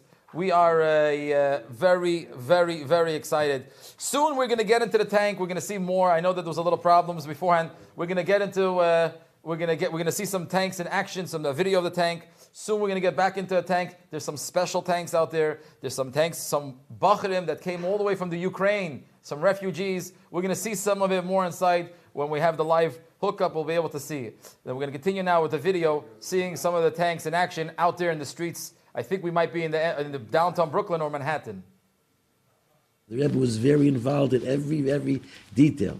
He wanted to have a full report daily or every 2 days of how this campaign is going on. How many people put on film coming into the tanks, and how many people went out, and to what areas we went out. We have all literature about different mitzvahs, and we even bring a mitzvah mobile along to help people go inside and to put on the mitzvah of tefillin, which is from our larger campaign. Mitzvah mobile, that's fantastic. The mitzvah tank, we call it. Mitzvah tank against assimilation. How would you like to put on tefillin? We'll say one paragraph of the Shema, we'll take it off, and you did a mitzvah. You became connected with Hashem through the mitzvah, through the commandment. All right, okay. Sure, let's go. Das ist der Tank, wo das ist möglich sein, lang gegen his Babybus, wie Klovis lang gegen in Joni, was Kechol Hagei im Beis Yisrael Chas V'Sholem, der Adra bekevisch sein, soll sein alle in Joni, was so Maschach ist zu Agiden, soll dort sein Niker, Kepi Havaye Dibet. I'm really glad I bumped into you in the tank. Fantastic. The impact that this had was amazing. That became the motto of Lubavitch Chassidim throughout the world, to meet Jewish people, to bring them, to put on tefillin, ask them about the mezuzah, to speak to Jewish women that they should light Shabbos candles, and so on. Fort mit der Tank Tretos Berevam hat das Level, das macht das starken Recht. Und das wird bedürfen, wie mir sagt, man geht zu sichern, Zias mit Treib. Aber mir tut kaum Millionen, gedreht die Nächsten sollen pflegen. Sie dort die Nächsten wie Jahadus, was anders kommen, seine durchwerfen. Die Krieger hat gesehen ist, seine Macht hat Dover zum Muha, und besetzt an der Bibel, nachher ist umgeschrieben mit Jesus mit dem Beuch. Und von dort hilft der Kehl. Und der Kehl redet wegen Sachen, wo das ist bei einem Maschidus, wenn Mehle schlägt der Mann stand und Masre, wo cool, oder auf Kolfonen, stellt sich weg und guckt, wie eine schöne Idee, wie schön, aber wenn wir so geschrieben machen können, als will, wir sollen den Buch öffnen, so sein der Art sachlich. Okay, we welcome you back. And I want to share a very special. I just saw some a clip of the mitzvah tanks back in Tafshan Lamids and the Mems. I want to share a little vart. 30 years ago today, it was Tafshan and Beis. It was in 1992, and that's when they had the gigantic, for the time, 90 mitzvah tanks in honor of the Rebbe's 90th birthday. 90 mitzvah tanks came in Crown Heights. It was very special. So I was a child, a student. At the time, I was in the class of Rabbi Tifferman that teaches in the second grade of a Holy Torah. And my mother, Zangazund, runs up to the class. It was the last days, Yud Alef Nissan. She says, you know, you have the opportunity of joining a mitzvah tank. And I was only in second grade. So I say, oh, I'm going in a tank. For a little kid to go in a tank, it was like a dream. I'm going in a mitzvah tank. So I go downstairs with my mother, and on the service road, right next to stopped one tank. I don't know which remember the number. And my uncle, Rebbe Yunik, so sein gesund. Rebbe Yunik, he was driving a tank. So Rebbe Yunik and my uncle, so of course, you get protection. I go into the tank. A little second grader, I go into the tank. I was so excited for me going into a mitzvah tank. I'm going to ask the Yidden how to give them matzah or to give them something for Pesach. As a little kid, what did I come with? I had my wafer and I had my chips. I'm going to be here for an hour or two. How long is my trip going to be? Little did I know. Going on Mitzvayim, you're there. As long as the daylight, you could put more tefillin. So the Bacharim on that tank, they were able to go for a full day. After 2 hours, I'm sitting over there in the corner, and I'm like, whoa, how long is this? And Baruch Hashem, my uncle Rebel, he made sure to feed me and take care, whatever's necessary, and I was able to go Mitzvayim. And I can tell you, that was a memory, and an everlasting memory, how going on Mitzvayim, take your opportunity, go on a tank, find the opportunity, take your family on Mitzvayim. When you have an opportunity or a chance to go on a tank, to go to the park, take your tefillin with you, take matzahs, take some Pesach guides. When you go, you will be able to find Yidden, and you're going to be able to give the Rebbe's message. So, we are going live to a tank. Now, this is a very special tank. Like mentioned earlier, we're going to the tank of the Bacharim that come from the Ukraine, that are refugees that came out. And this tank is something very special, and they gathered together over here in Crown Heights in 770 for the past couple of weeks, and many of them came here for the Rebbe, to be by the Rebbe, and the Mitzvayim started, we all know, in the Rebbe, when the Rebbe was born 120 years ago, believe it or not, in the Ukraine. And the Rebbe explains that the tefillin, mezuzahs, Shabbos candles, and all the Mitzvayim serve to protect Am Yisrael in the world. Especially now, this message is applicable and powerful today. Please, let's put on tefillin and help the Yidden. And throughout the world, especially when we're hearing news from the Eretz Yisrael, Eretz HaKodesh, or from the Ukraine, and to hear what's going on, or it's heartbreaking to hear what's going on to our brothers or sisters that have to travel and move, and they're still in danger. And this tank that we're going to be going into right now, that we find is going to be full manned through completely Ukraine, Bacharim, Tankistim. Their families were forced to escape the war zone, and therefore they are here. There's some of their families stuck, or some of the friends are back home. We daven for you every day. Okay, we will go to the first bacha that we see. Tell me, what's your name and where are you from? What city? Shalom Aleichem. My name is Mendel Vyshetsky. I am from Kiev, Ukraine. Wow, thank you, Mendel Vyshetsky, Shkoya, for coming. How did you get out? So it was a long journey, not so simple. It was a 35 hours ride, but it was a good one. Some people had it for 50 hours, 60 hours, and it's not simple. It's only by road, no lights. How many? Wow, Mendel, if you could tell me, how many Yidden are still stuck back there? Do you know many Yidden that are still in Kiev? Yes, there is some Yidden who are still there, who couldn't leave, didn't want to leave. You know, it's hard to leave your home, just go, run away without nothing. Wow. So Mendel, what's happening there for Pesach in Kiev? Is there matzahs for the Yidden? Yes, Be'ezat Hashem, Shluchim, even though they're not there, they're taking care of the Yidden who are there, making sure every Yid is going to get matzahs for Pesach, and every Yid will be able to celebrate Pesach in the best way possible. Amazing. Mendel, can you tell me what's going on your tank? How many Bachrim are there? And who's the driver? Can you tell me some of the names of the cities, where they come from? All over Ukraine, I hear your tank is from. Yes, so we have over here Dov Markovich from Kiev. We have Mendy Klifshitz from Kharkov. We have Hila Levinson from Kharkov as well. We have a lot of Bachrim here from all over. And yes, we have our driver, Pevner, who drives the Mitzvah Tank every Friday. And today, this is the tank that takes the Ukraine Bachrim to a Mitzvah to take over New York City. This is our tanks against the Russian tanks. Oh, wow. This is your tanks. Thank you. Against any ammunition. This is the tanks of Kedusha, of Halakite, Tahara. Yes, it is. Thank you. Mendel, can you tell me a little bit, is there a tank in your hometown? Is there a mitzvah tank that you know of? So in my hometown, there was no mitzvah tank, but every Yom Tov, we go Mitzvahim, every Friday, whenever I'm home. So yeah, definitely. Oh, wow. When, I could ask you, Mendel, when the Rebbe speaks about Mitzvahim and it's going to help the Yidden, what's your feeling like today? So I'm going to tell you that it's not feeling, I'm certain, with no doubt, that Hashem is protecting all the Yidden, and sending the brachas to all the Yidden who are in need of it.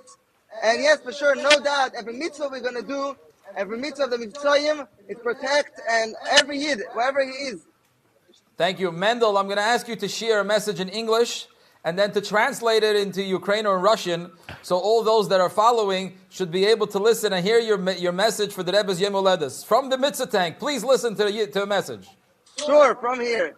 So, I would like to say the Rebbe's birthday has a special connection to the Jews who are in Ukraine or from Ukraine. Because as well known, the Rebbe was born and raised in Ukraine, in the city of Mykolaiv, in the city of the Dnieper. And this is especially connected to us. This is our day. And I would like to tell you that this time is difficult for everybody. It's dangerous. People are running away. But you have to understand that the Shluchim invested in this work, in building the communities their whole entire life. And now everything is just lost. We hope temporarily, but now it's a bad situation. And what's so amazing to see is how not even one shliach, I didn't see my parents or other shluchim, who lost their spirit, not even for a moment, not even for a second.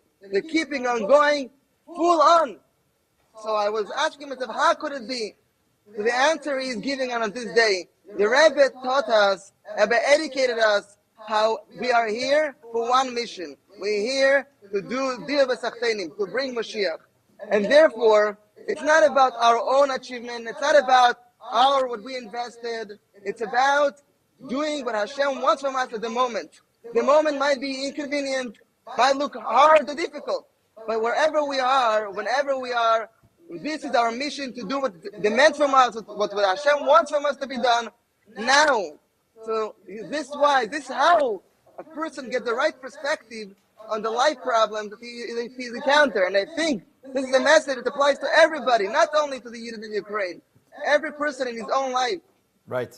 Mendel, I thank you so much. Can you translate that? But I'm not going to understand. If you could say it in Ukrainian and Russian, please, for all those that are following. Yes, конечно. Сегодня день 11 Ниссана, день рождения Любавического Ребе, который особо связан с евреями, которые с Украины, с нами. Ребе, как известно, родился и жил на Украине. И в этот день Ребе нам дал подарок. Ребе дал нам себя. Ребе нас научил, как правильно смотреть на жизнь, как правильно смотреть на наши проблемы. Ребе нас учил, то, что мы тут себя ради исполнения воли Всевышнего. И из-за этого, не важно, в какой ситуации мы должны, мы обязаны использовать эту ситуацию и делать то, что от нас требуется, на высшем уровне. И тогда все проблемы получают другую перспективу. И дай Бог, чтобы очень скоро, прямо сегодня, как это все нас берет к приходу Машиаха. I thank you so much, Mendel. I'm going to ask to share a Kapitel Tehillim. I'm going to ask you to say a Kapitel Tehillim for the matzav of all the Yidden, Sai in Eretz Yisrael, Eretz HaKodesh, in Ukraine. I'm going to ask to say the Rebbe's Kapitel, and also a special bracha for all those that were injured this morning here in Brooklyn, New York, that we should have only the refuah and bracha and menucha and the Geula Shlema. Please share and start with the Rebbe's new Kapitel, Kuf, Chav, Alef. Go for it, please. Shila Malay and say Nail Horim Ain Yazri. Ezri Madinoi, I say Shamayin Boret. Alit Lametaglecho, Alionum Shimrecho. Hine Leonum Velayishon, Shaime Israel.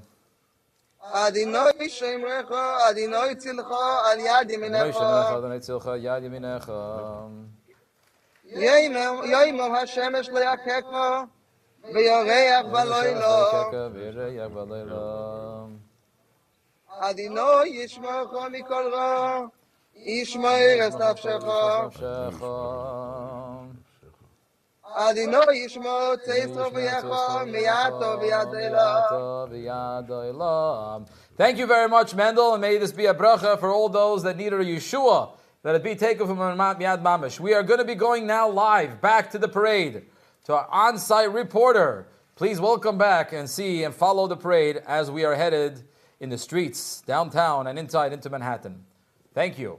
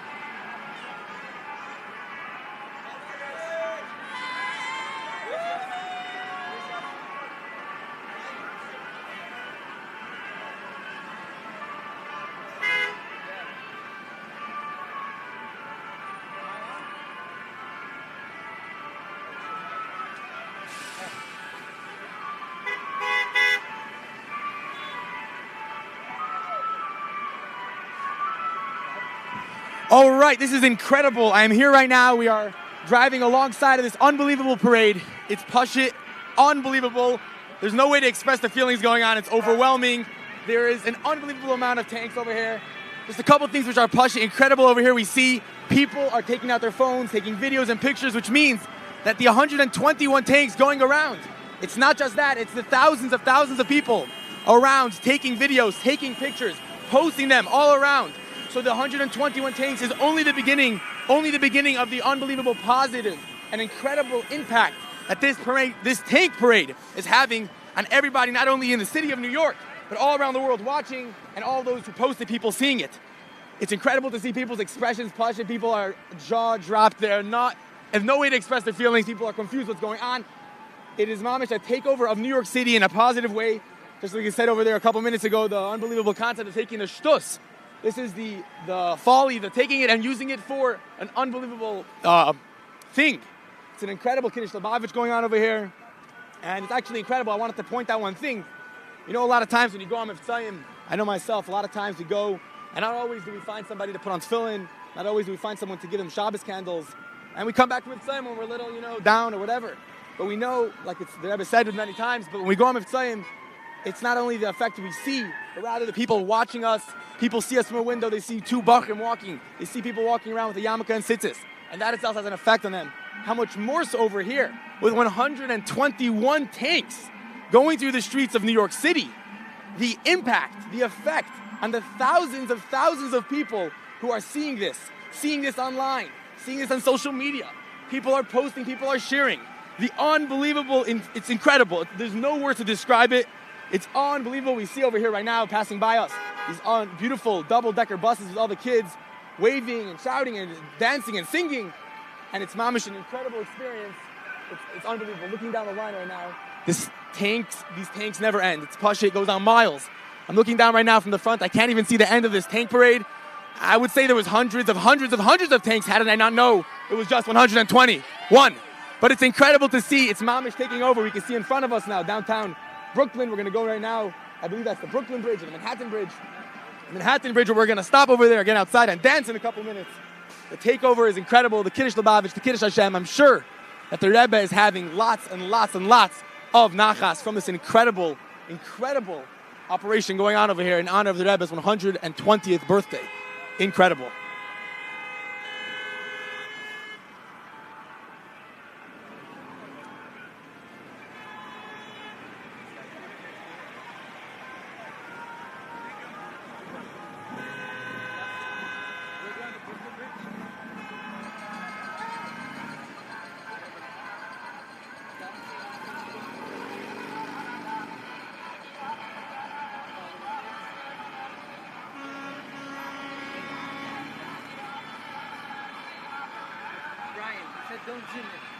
Don't, okay.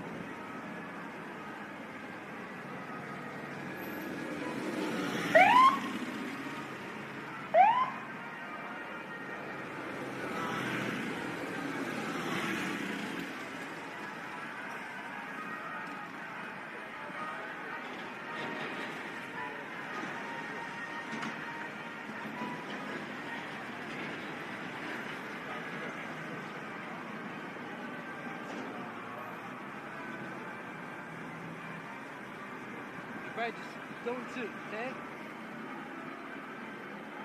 You good?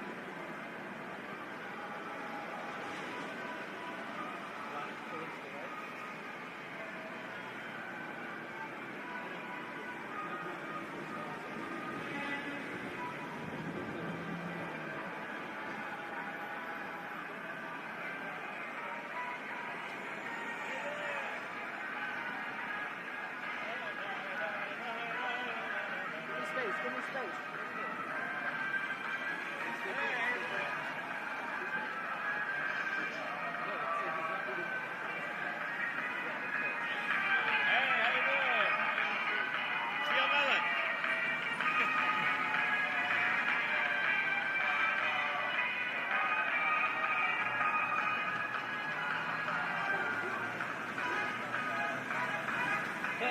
תן לנו מקום. יאללה, תן לנו מקום.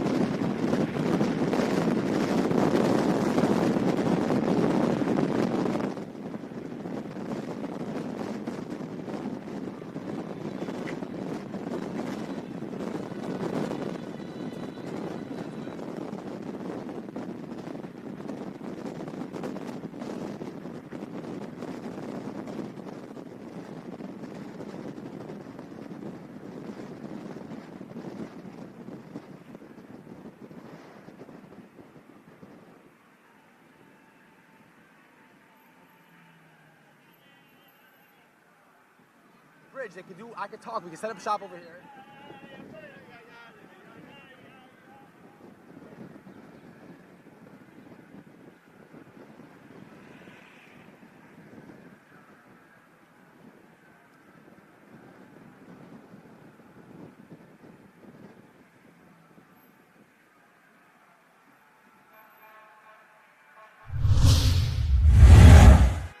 Wow, this is so exciting. You, and thousands and tens of thousands all over the streets of New York are seeing the grand parade of 121 tanks, mitzvah tanks, in the Rebbe's headquarters, the Rebbe's city. But New York is not alone. There are mitzvah tank parades in 8 different cities all over. And that some of them are taking place now, some of them are only going to take place. Like, for example, in Los Angeles, they're 3 hours behind us. So their parade is only happening.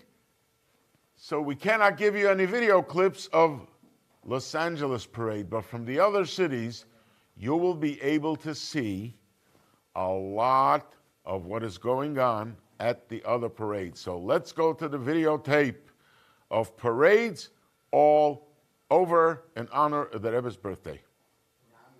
Mr. Longstreet, thank you so much. A celebration underway this morning in Oak Park as the Jewish community prepares for the beginning of Passover. A special parade about to get underway.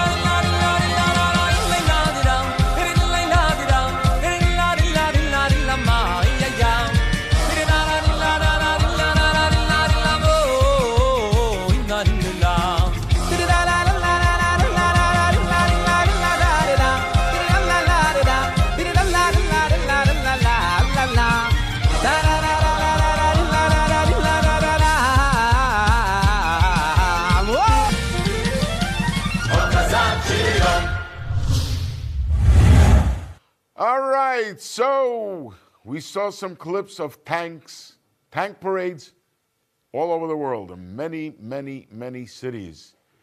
I want to do a special shout out to London, where my children and grandchildren are on shlichus, and they definitely participated in this parade. So how many tanks went out? We have 121 in New York, but together with the other cities, we have 224. How many boys participated in the parades? 3,240. How much matzah was given out? 19,200 matzahs. Pesach guides, 21,850. Tefillin, so far, 1,355. Obviously, there will be a lot more. The day is only beginning. And Los Angeles has to join us. So we have Chicago, Detroit, London, Miami, Morristown, New York City, and Toronto. And the last one on the clock will be in Los Angeles.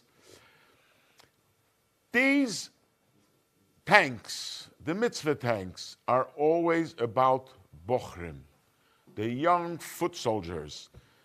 We, like Mendel Vyshetsky from Ukraine told us, he is a refugee from war.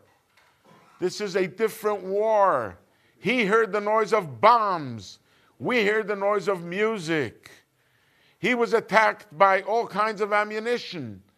We are shooting candles, lights, and one candle disperses the light in an entire room. We are going to light up the whole world. Today, 30 years after Yom Tammuz, the boys are on fire more than ever.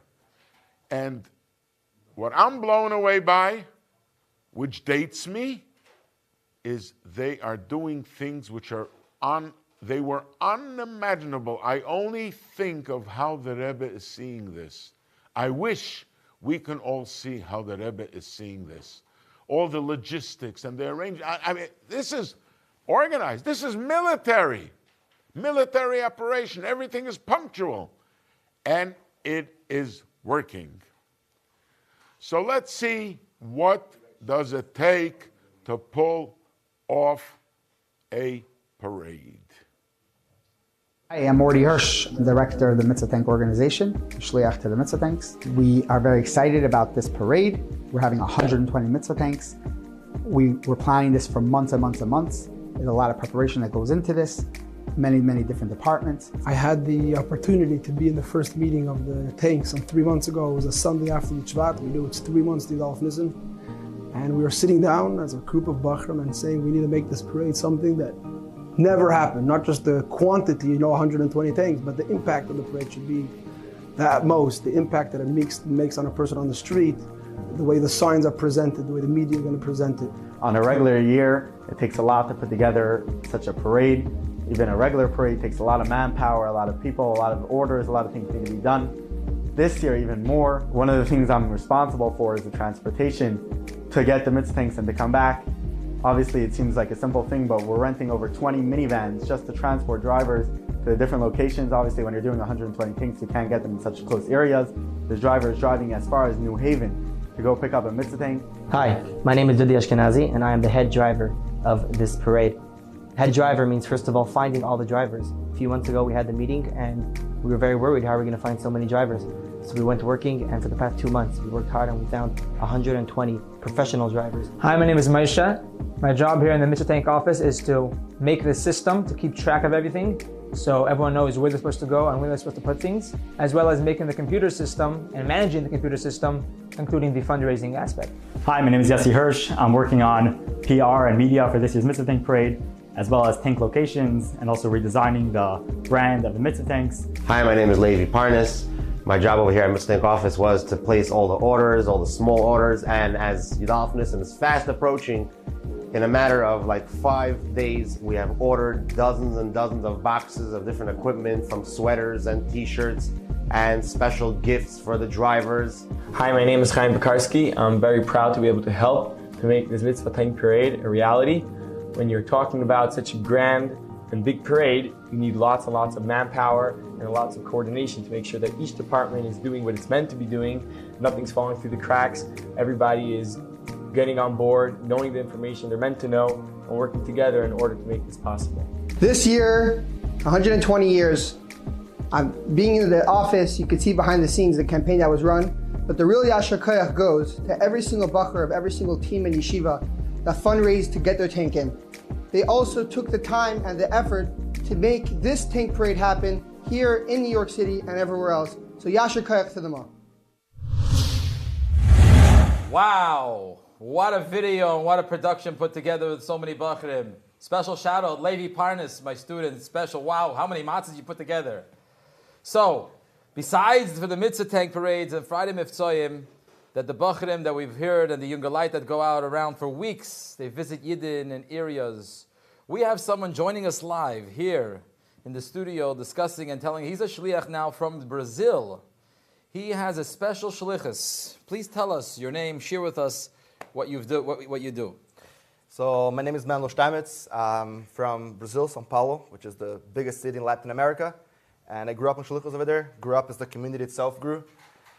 And then I came up here to the US to learn in yeshiva. So I heard that you have a mitzvah tank and you go out to mitzvah tank. Tell us a little bit, how does that work? Where did it start from? Hey, so besides regular mitzvahim, sdarim, and Friday mitzvahim in offices and so on, we also recently started with the koch in mitzvah tanks. So every year for the past few years, we've been going in the tank and we go up to, Brazil is a big country, bigger than continental US. So there's vast swaths of Yidden who are ready to be served. So Bachrim got inspired by other tanks in other countries to start our own project. And every year we had a tank. By COVID, we had to shut it down for a full year. And we came back with 2 tanks. Ooh. And in Mitzvah Hashem will keep on growing. Wow. So you come double and better. Yeah. So that's a special. This mitzvah tank that comes out, is it going out on a weekly basis and it's a daily basis? So we have around the city, often throughout the year, and at least once a year, we have a weeks-long project. Nowadays it's simultaneous. And we go up to the north to south and reach out, give a matzahs also by Yom Tovim, Pesach, and so on. We always make sure to take care of the people we meet. Thank you, Rabbi. Can you tell me a little bit, what does this differ from the regular shlichus that someone goes and he has a Chabad house? And here he's been in remote areas all over. Tell us about what the feeling is, meeting all different types of Yidden all the time. It's very interesting, and it's different in many ways from your typical shlichus. You're really going out of your comfort zone. Yeah, you're from the neighborhood you're familiar with, the office buildings, and really going out to Yidden where they are, to reach out to them. It's exciting, even if a little intimidating when you think that often you're the only point of contact that this Yidden have with Yiddishkeit at all. Wow. But it's a huge, huge opportunity. Wow. If you can, you tell me, Rabbi Steinmetz, all about finding Yidden in these places. What kind of Yidden are you finding? Are these Yidden that there's no Yiddish community in their area? There's no shul, nothing? What's going on? It varies. It varies some. We visited, for example, this past time, a community that had a small shul that was shut down throughout the whole COVID. And when we came, we, so to speak, reopened the shul, started over again. Right. But then we also have many Yidden who are totally detached from any sort of structured community. And really, us going there is their whole experience of Yiddishkeit. Wow. So on a regular, typical day, are you traveling most of the day? Are you visiting? Are you stationed? Are you in hotels? What's going on a regular day? Shlichus. So the way we do it, it varies from day to day, plenty. We usually start with a couple contacts, people who told us about other Yidden in different parts of the country, and we go out. But also we got to be flexible, right? We can't just follow the plan, because Yidden people come up, and we obviously want to meet them, reach them. We also do Shabbos meals for them. We got together to do Kaddish for a person who just passed away. We struggled to put together 10 people, but we did. Can you tell me maybe an interesting story or something that you met some Yid that you got connected to, that stayed connected with you guys at the Shlichus when you met them out there? Many interesting stories actually come up. We have Bar Mitzvah with the 13-year-old boy, an Erev Shabbos right before Shabbos. Wow. We had Israelis who like stuck, so to speak, in Brazil, and we talked to them about spirituality and so on. One story comes to mind, which is very, very interesting, which is we sent matzah to them after we met a woman in a city called Itacaré, oceanside city in Brazil. And we sent her matzahs thinking, well, we spoke to her, she got inspired, she's interested, let's help her do Pesach, right, with Shmura Matzah. The next year we came back, we found out that 2 Israelis, Tayalim, they were stuck over there during the height of COVID. Okay. And they actually were yearning for matzah, for some sort of Pesach. Wow. This woman met them in the supermarket, invited them over, and they had matzahs. So really, we reached one Yid, really, but you can't underestimate the ripple effect and the amount of Yidden that this Yidden then go on and help out. Thank you. So can you please tell us what your message to share for Brazil, those that go to the country, or even over here about Mivtzoyim and Shlichus and going in the Mitzvah Tank, something that we could take a lesson from this amazing Shlichus and the amazing pu'ulas that you're doing with your Mitzvah Tank on a daily, weekly basis? So one thing that I think really stuck to me is how wherever you are, wherever you go, there are Yidden that are there ready to hear from you and receive from you and be connected to Yiddishkeit. Even if their guf is really far, if they're like thousands of miles away from you, their neshama is yearning, and wherever you go, if you go up to Yellowstone in the summer and you bring it at tefillin, there will be a Yid over there, and you will be able to help him, and you can't even know how he will help other people later on. Wow. So really, I thank you so much for joining us and telling us and coming special for Yud Alef Nisan this year, and telling us, and please, all of us here, Chassidim, Anash, and Tmimim, take your tefillin, go with the matzahs, Passover guides. As we just heard, clearly that's what we do in Brazil, that's what we do in the United States, in Eretz Yisrael, in Ukraine. And keep on doing Mivtzoyim and bringing the Rebbe, Nachas, and bring Mashiach. We are going to go back live to the parade going on in New York City. Please, join us. All right, guys, we are here right now on the parade. You can see what's going on if you're watching live as well. At this point, we passed the Manhattan Bridge a couple minutes ago. And what's happening now is as the tanks continue on, some of the tanks went to the Brooklyn Bridge, and they're slowly beginning to branch off where the tanks are going to spend the remainder of the day. Not just being part of this wonderful line of tanks, but rather going and trying to reach out to all the different areas in New York City to be able to reach as many Yidden as possible, spreading mitzvahs, spreading all the amazing things. Another interesting point to just point out that we know, obviously, one of the big mitzvahs that we do when we go on mitzvahs is putting tefillin on with people, giving out Shabbos candles, but we know there's another thing going on right now by this tank parade. Another opportunity that we have is not only to get people to put on tefillin, one time, but rather to get people to commit to do a mitzvah, to commit to do a mitzvah in honor of the Rebbe's birthday, to commit to doing this mitzvah not just once, not just twice, but every single day, or whatever it is, or whatever that mitzvah may be. But right now, again, it's just unbelievable, overwhelming, incredible. We have tanks coming, both sides now, smack in the middle of the tank parade. Tanks in front, tanks behind. Again, they're branching off. They're spreading out. They're giving out matzahs. People are coming to the windows. Soon when they branch off, they'll start to put on film with people, give out Shabbos candles, and get people to commit to mitzvahs and all the amazing things. And it's just incredible. I think we're going to get up shortly further ahead. People are going to come out. We're going to dance a little bit. And it's just incredible to see what's going on. People taking videos, pictures.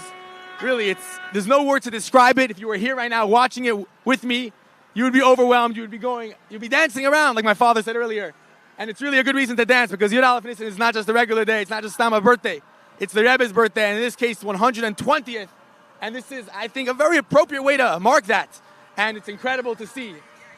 Wow, it's just unbelievable, guys. I'm telling you. The best way to experience it is to watch live, and live within the moment and just get involved. And if you're in your own area, go outside to the street. Ask someone, are you Jewish? Give him some matzah, put on some tefillin with him. Whatever it is. Wow, unbelievable, really. Just incredible.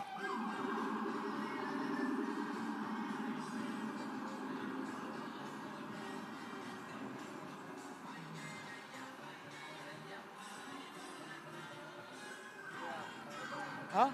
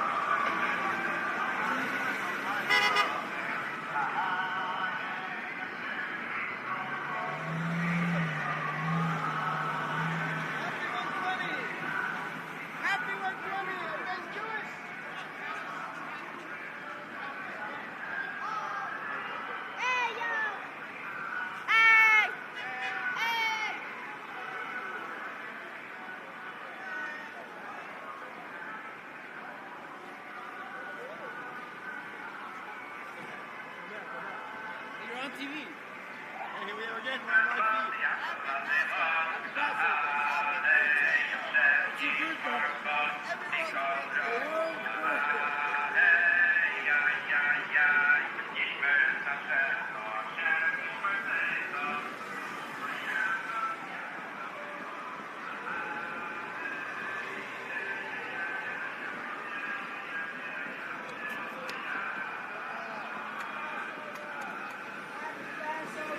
Happy Passover!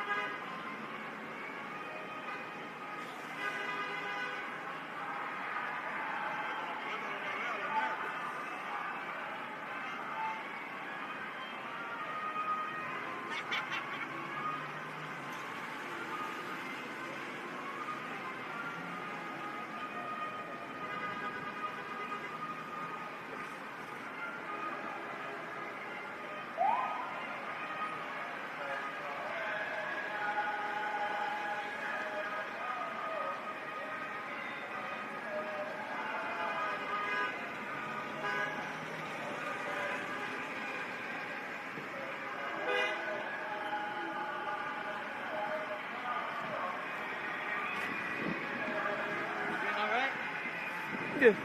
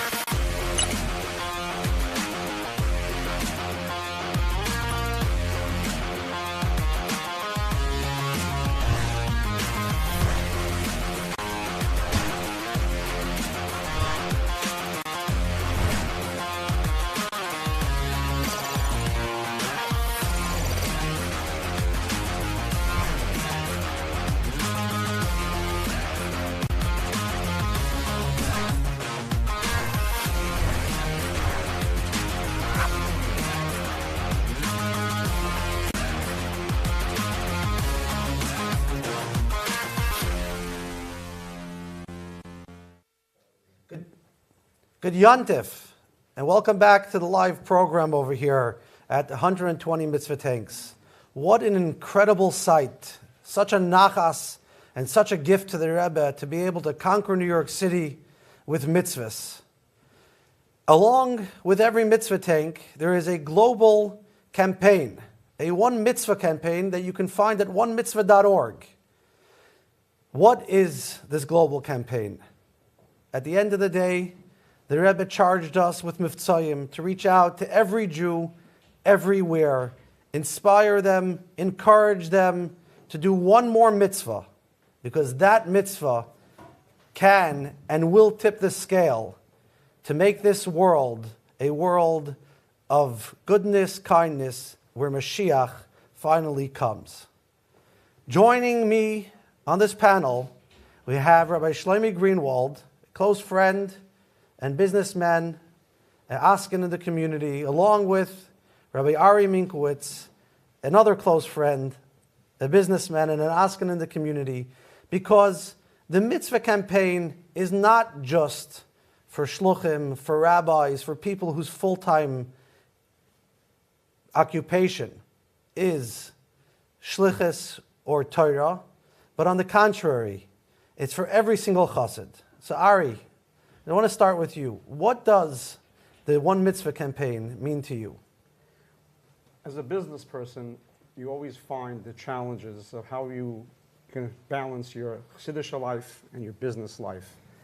And the most difficult thing you always try to find is how you're going to inspire somebody else along the way to do something, a mitzvah, to satisfy that part of our life. And what I loved about the mitzvah campaign when I heard about it is because in life, to get somebody to commit to a long-term type of thing, it's practically impossible. But if you could see a yid and ask him to do one mitzvah, and he does that one little mitzvah, the spark that you're going to ignite in him is something that you'll see results and you'll see payback forever and ever.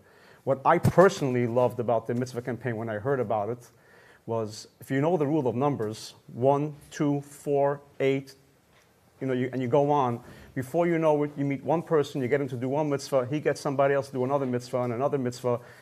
Within a matter of time, as you can see the counter that's running on the campaign live, the numbers are about 25, 30,000 already, and I think this thing went live just a few hours ago. I just thought it was actually a fascinating thing to be able to be part of. And as a side note, I know we're talking about the One Mitzvah campaign, but a few weeks ago I was sitting with some friends and they were talking about the concept of doing this type of thing, this exact event, for the Anash community. And at the meeting, we were discussing this, and I heard someone mention that Mendy's office is doing the exact same thing, which I thought was actually very interesting. At the same time, two separate, seemingly organizations were actually planning the same thing, and then when we reached out to each other, the willingness and the achdus to put this all together as one campaign globally, onemitzvah.org, Matana 120 for the Rebbe's 120 years, was just a beautiful, beautiful event, and I was happy to say that as Baruch Hashem had the schus to be able to get involved with it. True, very, very true. We're going to come back to that point in a minute because it really is incredible, and that's really the segue into how the Mitzvah Tank Parade adopted the One Mitzvah campaign, and every single tank has a team. But, talking about that, Shlomi, you're involved in many different projects in the community. You've done a lot. How do you see this campaign different than some of the other stuff that you're involved in? It's a great question.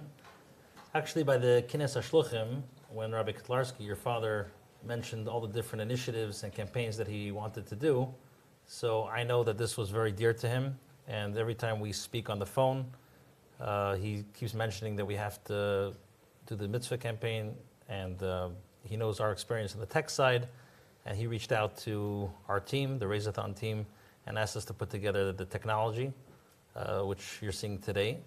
It's a big schus. I'm not on the front lines of on Shlichus. We live here, like you said, in Crown Heights. We're doing what we can to help all the shluchim and help Klal Yisrael to grow.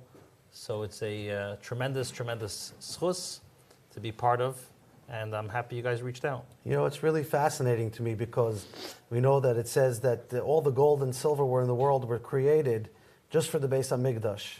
And because it was for the Beis HaMikdash, therefore we can use it and enjoy all of the luxury and pleasures in life. And watching the way you take on technology and using it for a holy purpose. So for raising money, a lot of people do it. But then the investment that you and your team put in to make sure this can happen. You mentioned my father most of the projects my father launched, 120 mikvahs, 120 shluchim. It's a simple equation.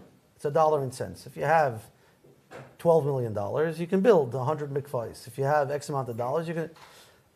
I had no idea how we were going to raise 120 million mitzvahs. And he was going on to 240, up to 1.2 billion. He wants billions of mitzvahs. The Rebbe deserves a gift like no other. And it really was a journey. And your team was incredibly helpful in bringing real ability to quantify how we can do this. And I'm watching these campaigns all around the world. Just for reference, this is in 6 different languages, I think. English, French, Russian, Spanish, Portuguese, and Hebrew. I mean, in Hebrew, Baruch Hashem, it's being tweeted out by all of the big influencers. I'm sure it's going to be picking up over here. And like Ari said before, all of the moizdas together, coming together, the Mitzvah Tank Parade, Chabad.org, and hundreds of moizdas and hundreds of communities, and each one being able to adopt this. This has to become the new norm of when somebody's looking to have impact, a birthday gift, a bar mitzvah campaign. I'm going to create a one mitzvah campaign, and everybody can join it. But I'm just interested to hear, in your experience in business, you come across at all, an interesting story or an opportunity when you had the ability to share and do something different than just sit at the table to make money and to share a mitzvah? And how did that work out for you? It's a great question. The Rebbe always taught us that if you're, whatever surrounding you're in or wherever you are, you have to make a difference. We're not here, like Rabbi Jacobson mentioned on Sunday, we're not here just to make money or just to live a luxurious life. We're here, as the Rabbi taught us, to make a dir b'tachtainim. So if you're in business, you have to look at yourself as an ambassador to do good. That's how I operate, and it's interesting. I don't have a specific story, but I got an email, because I see the Reizathon emails that come in, and I got an email from an individual stating, where do I donate? So I called her up. I said, donate what? She says, I want to donate money. I said, it's not a fundraiser for money. And she's like, only in Chabad, you guys can do this. So, yeah, the truth of the matter is, you do have a brother, Ari, who's also in the Tov furniture line, and he's an incredible inspiration to, I know, a lot of business people. And every Yom Tif, he is like the shliach to the people he does business with. I know before Pesach, we have he sends out and he puts together, matzah and the Hanukkah, and he was doing a burial for someone, and that's really incredible. Ira, you mentioned this earlier. This idea that Anash, can step up to the plate. If you can talk about that a little bit more, what that means, that creating a movement of like-minded Anash people, because ultimately this is what the Rebbe said. There's only so far a reach a person can have.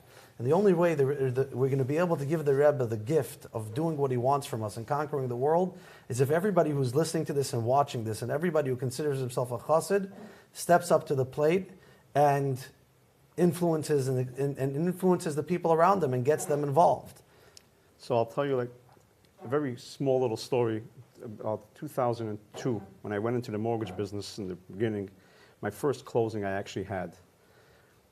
Was in my office on Kingston Avenue, and it happened to be Chol Hamoed Sukkos. And we're coming into the meeting, and I'm all excited. I'm as green as one could possibly be in the mortgage business. And in walks into the room a seemingly older fellow. My client walks in with a lawyer. You get a little nervous. Your client walks in with a lawyer. He's ready here to question you, what's going on, how you're doing it. And we start talking, and we discover that obviously this Yid, this Steve, he's a Jewish boy, a Yid, and he hasn't ever in his life ever shook lulav. I right away run next door to my father's house. I bring back a lulav and I shake and we do mitzvah lulav with him. Until today, he actually jokes with me that just that one little mitzvah that I did with him in the year 2002, till today he does lulav every single year, and he has a family seder.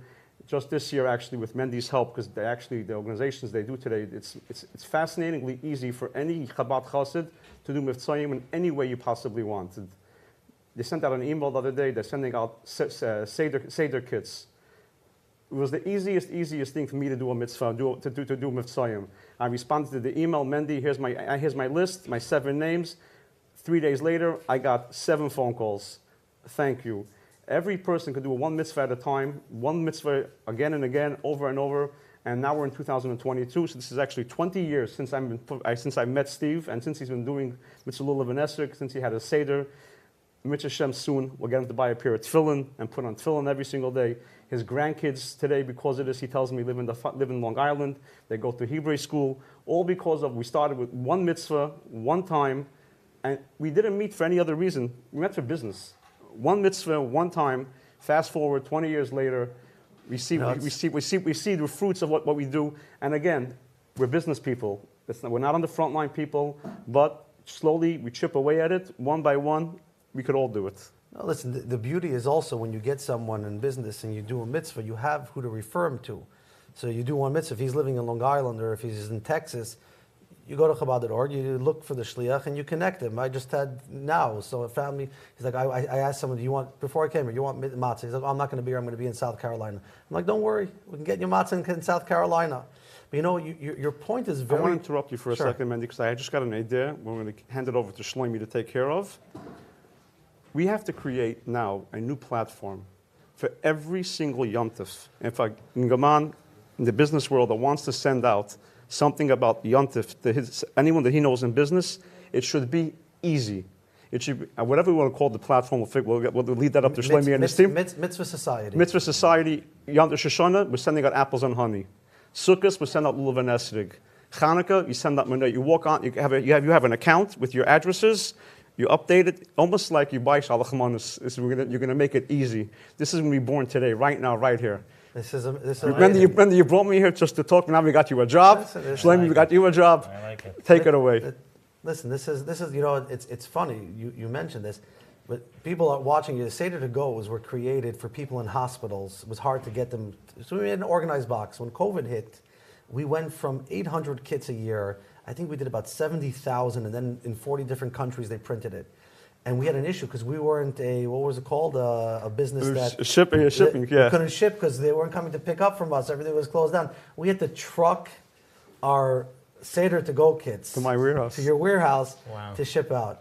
I mean, this is really special. This is really to the heart of what the Rebbe's campaign of One Mitzvah. Because there are some organizations that say if you're not religious, you have no value, and the Rebbe flipped it on its head. I mean, Shlomi, you see the Rebbe talking about one mitzvah. How do you see the difference between the outlook of a person doing one mitzvah versus, oh no, we can only deal with you if you're willing to become completely from?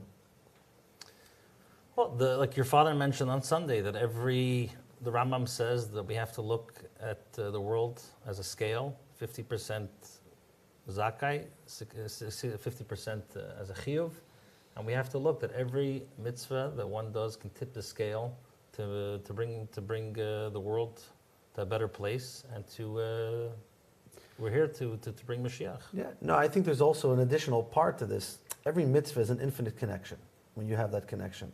And then mitzvah gereris mitzvah. And then that inspires people. And the truth of the matter is, look, we get inspired when we see people like you who really, your whole business, I don't know when you guys work. Shlomi, I don't know when you work, because I see how you're running from mitzvah to mitzvah in your own personal life. Like Ari said, Matana 120. Like, we have lahachan atzma, we have our gift that we have to give the Rebbe, the achlata that we have to take. And then there's lahachan esaylam kuli, the whole world. And that's what, Reizathon enabled us to create a platform, a one mitzvah platform. And now the mitzvah society idea that came up, that everybody has to be a mitzvah ambassador. But that's the truth. It's really the only way for us to be able to not only tip the scale, we need to break the scale. We need to go all the way, because it's, the loy golos, this is enough. And this is really, I think, when Moshe Rabbeinu looked at this generation of people that had the opportunity to go and make an extra $1, or to take off of work in the middle of the day because they want to be able to come and talk about inspiring other people. Shlomi, you grew up on shlichus. Share with us something from your father's days in California, a little tip and what it means to inspire and talk to people. I mean, that's how we grew up. We grew up in a house which we always had guests over. Grew up in a day school, which most of my class was not religious, and we grew up always from as little kids, always imbued with the Rebbe's Miftzayim and the Rebbe's vision. I just want to add to something you said before. This is to all business people. You have to realize the koyach that you have with your associates, with your people, with your colleagues, people that you do business with, that you could sometimes reach a level when it comes to doing mitzvahs or the Rebbe's Miftzayim in ways that sometimes even shluchim can't reach. And I think it's, Yud Alef Nissan is a time of reflection and a time that we have to remember why we're here, can't get lost, why we're here, what the Rebbe taught us, and to use that strength and that koyach that we have to be that ambassador to get your associates to do a mitzvah. Yeah, but I think, when I think of, your father, the smile, the warmth, he, when you see him and he wants to get you to do something, you can't say no. And like you said, you couple that, charisma and focus with, at the end of the day, many times you're making people money in business. I was sitting with a guy whose company went public, a huge company. And he's like, look, I gave my donation for there. I said, great. And it's Baruch Hashem. It's a nice 7-figure donation. I can't complain. And I said, look, but at the end of the day, the Rebbe, he actually flew in. He had meetings in New York today, came to the oil last night. I said, but the Rebbe never rested. So you're in a place now where where everybody wants to meet you. I sent back within 3, I was going to meet the head of the biggest funds and the biggest banks. They're all chasing him. I gave him, three matzahs, and I said, here's a matzah, you're going to give it to them, and if you need to, blame it on the rabbi, But the reality is that the anash that are in business can push people, and I'm sure any shliach that's around your business, or you make a party and you invite a shliach to come give a dvar Torah and to speak, nothing will make them happier. You call a shliach and say, I have, a guy in your community I want to introduce you to, nothing would make them happier, and then you even you'll get a shatchanas fee for not even having to work. So in closing over here, this is really the Rebbe's day. We're talking about 120 years, the impact that the Rebbe continues to have on the world. I was standing with him by the oil. I said, I wish all of us at 120 to have a birthday party over here. Young Bachrim, Anash, Shluchim, Chassidim, just so alive. And then you go today to a Mitzvah Tank Parade, conquering New York City, printing their own signs, covering with the Tem of Tzayim. This was the Rebbe's every sikha. So what is one thing, one takeaway from today that you're going to take in your personal life, Ari? In my personal life, what I would take is that we all have to find a few minutes in our day, every single day, to try to do one more little thing, one more mitzvah, one more achot tova, one more thing to even help another yid, to help someone you seemingly don't know, because this is really what the Rebbe wanted from us. The Rebbe wanted us to go out into the world, and he didn't need or want every single person to be full-heartedly a shlichus on the front lines. He empowered all of us to be a shliach, and we have to find our time in our business life to do the same. And I'll tell you this. The last few days I was very involved in this campaign. I always talk to my friend Shlomi about how we could balance our life. And Shlomi always tells me, Ari, I know this sounds like a fabrenga now, and it's like mashpia talk, but Shlomi tells me, Ari, I promise you, the more you get involved, things will happen for you easier and better in business. This past week in a business, I didn't tell Shlomi the story yet, but in my office we came up with an idea, something we wanted to do. And I started doing some research on it, and I was told by everybody, it will take you a year. Because I spoke to the biggest and best players in the business, they all told me, it took me a year. I said, okay, great, thank you, give me the direction. I kid you not, you could ask people in my office, it took me 7 days, and it was done. And I really contribute this to the fact that I took off time from the business to give to the Rebbe gave it right back to all of us. So, yes. And with this, I just want to finish. Seemingly, when I was invited to this thing today here, to this interview, I told Mendy, what am I doing? I'm wasting my time. But sitting here today, and we came up with this wonderful idea of the Mitzvah Society, and we're going to help every single business person be able to do Mitzvahim with an ease, with a click of a swipe of a button on your phone, whatever it is. I want to thank you, Mendy, and Rich Hashem, this will become a beautiful, beautiful platform for everybody to do what they need. It's tremendous. It really, really is, and it's exciting because today's world, to be able to use the technology is really special. Exactly. And just want to give a shout out to Ari. It's unbelievable to watch what Ari Shlomi give their time, and anybody who wants to give begufi, b'mamayne, b'nishmase for the Rebbes and Yonim, there's an open door every moisid. Just reach out. I'm sure they'll be happy to take you on it. Just Shlomi, in closing, last idea. What's your takeaway from this campaign? So I think it's when you go on the onemitzvah.org, the website, if you scroll down, you'll see a place to make a team. And the idea of this site is not only just to go on and do your mitzvah and worry about yourself, but rather to make a team. If every person will worry to get 5-10 people, just do the math. You can imagine how many mitzvahs we'll be able to attain. That's great, actually. That's two great takeaways: a platform, and practically go right now. Whoever's watching this, whenever you watch this, onemitzvah.org. I think any way you spell it, but I think it's with an H. Anything will take you to the platform that was built, the One Mitzvah platform. Scroll down, set up your own team, make your own goal, get your own friends involved, and do this for the Rebbe. And then, Mirza Hashem, we will surpass the goal of 120 million mitzvahs really quickly and have Mashiach speedily with us. Amen. This is a mitzvah. This is also a mitzvah. Means connection. Kind of like a Wi-Fi that wires me up with God. Really, there's 613 mitzvahs. Yikes, where do I even start? The Rebbe suggested 10 mitzvah campaigns to get with. Here we go. When lift off. Number 1. If you've met Chabad, you've probably met these. Just before the Six-Day War, the Rebbe urged all soldiers in the IDF to strap and wrap. The Six-Day War ended in just, you guessed it, 6 days. Enough said. Men, ages 13 and up, are encouraged to wear tefillin every morning, excluding Shabbat and the holidays. Number 2. This is Sarah. Sarah is a wannabe photographer. Her last post on Instagram looked like this. Actually, she's posted this. And this since that.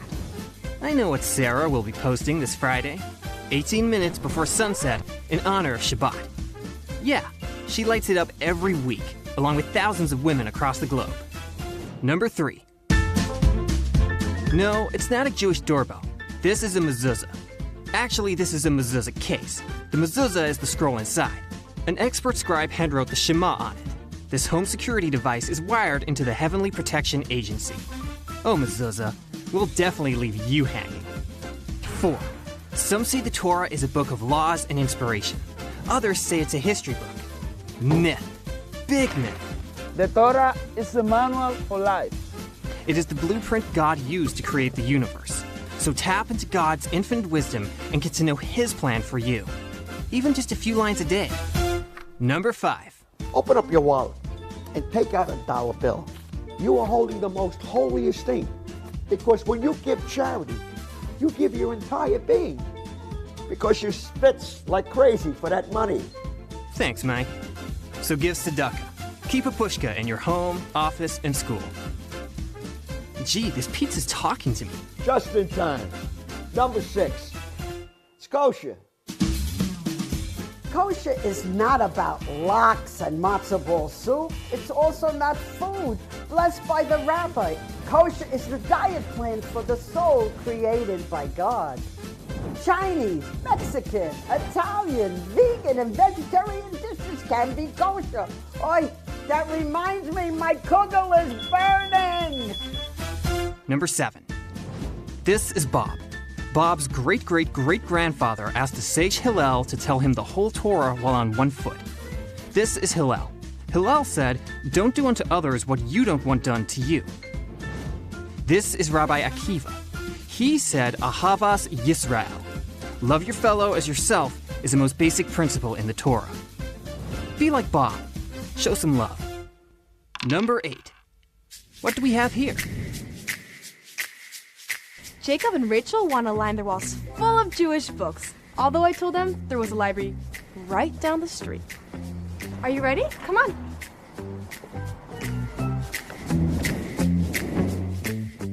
Are you ready? Open your eyes. Oh my gosh, I love it. Oh, wow. It's beautiful. You know, I feel like having Jewish books at home just sets a Torah vibe. And you never know, Jacob might actually read one someday. Furnish your home with holy books. At least get a Chumash, Psalms, and a prayer book. Number 9. The year was 2238. Jacob's family is about to move to Egypt. Before packing any sushi for the big trip, Jacob sends his son Judah ahead to found the Torah Academy of Egypt. From then on, Jewish education sustained us wherever we went. Give the gift of authentic Jewish education to every Jewish child. Last but not least, number 10. Once upon a time, Mr. Right was engaged to Miss Right. They wanted their love to last forever, so they searched for the secret recipe for sacred intimacy and found it, authored by the creator of marriage himself. And they continue to invest in their marriage until today. The end. And we made it. Woo! In case you went too fast for you, here's what you missed. Guys, strap them. Ladies, light up. Nail them. Study it. Give it. Order it. Love your fellow. Buy it. Jewish education rocks. Infuse your marriage with mikveh and sanctity. Now go do something. sync your connection with God, and share these awesome mitzvot with the world. Okay, wow, what a parade and a program that we were watching. We are now currently finishing up our parade and the tanks. Where are the Mitzvah tanks holding? We went over the Manhattan and Brooklyn Bridge. We're in the city, we're in Manhattan, and all the tanks are setting up on their street corners. And they're going to be asking the passerbyers, are you Jewish? Would you like some matzah? Did you put on tefillin? Do you need a mezuzah? And all the 10 miftzoyim and the mitzvahs that the Rebbe requested. It was interesting to mention, sometimes I'm standing on a corner and asking someone, excuse me, sir, are you Jewish? Do you have your matzah? And he says, well, you asked me already. I'm like, I didn't ask you. He's like, well, a few blocks ago, you asked me. You also have the hat and jacket. I was like, that's my friend over there. We're all over the city. And every couple of blocks, you'll find a mitzvah tank. We're stationed all over, and we're going to be trying to look for every single yid. And please join us and be part of this amazing opportunity of finding yidden and being part of getting matzahs and doing tefillin in honor of the Rebbe's birthday. Join us, find the mitzvah tank. If you can't find the mitzvah tank to go miftzayim, please join us and go to another yid, find a place, give out matzahs, put on tefillin, and find and look for this special matana and present that we have. We are joining you, and together with that, we have Rabbi Yossel Katzman joining here as well from live in the studio. So here we go. We spoke about gifts. We spoke about tanks. We spoke about ammunition. We spoke about all kinds of things that we're doing for the Rebbe. But at the end of the day, what does the Rebbe want? The Rebbe wants that every Jew should do another mitzvah. The Rebbe wants that every Jew should help another Jew do another mitzvah. And this way we tilt the world for the positive. As Rambam says, we bring salvation by mitzvah achas. We want Moshiach to come already. How do we do it? Let me share just a little anecdote. It just happened to me last week. We're speaking about onemitzvah.org. We're speaking about going to Chabad.org, and they will be able to help you and assist you. You should be able to do your share. Like every Lubavitcher, like every Shliach, in the last few weeks, I'm going around all over to meet my acquaintances, to give them matzah. I went to a lawyer's office. I brought matzah. I have a few lawyers there that I know, and I bring a matzah. And I have my tefillin with me to put on tefillin, to use this opportunity. And I meet Anthony. Anthony, I never met him. And I'm giving the matzah for all the lawyers, and then I turn to Anthony, and what about you? Are you Jewish? He says, no, but my mother is. I said, okay, well then you are. And he was like shocked, but he was like pleasantly surprised. He was happy. So I asked him, would you like matzah? He says, of course. I understood if his mother is not Jewish, he knows nothing about tefillin. So I asked him, would you like to put on tefillin? What is tefillin? I said, did you ever have a bar mitzvah? He said, no. Hey, let's do a bar mitzvah right now. It just ignited this spark, this neshama in him. He says, okay, let's do it. We put on tefillin for the first time in his life. We made a bar mitzvah. We took pictures, of course. And I gave him a little gift. I had a leather yarmulke in my pocket. I told him, okay, this is my gift to you, your bar mitzvah gift. So you had a full bar mitzvah.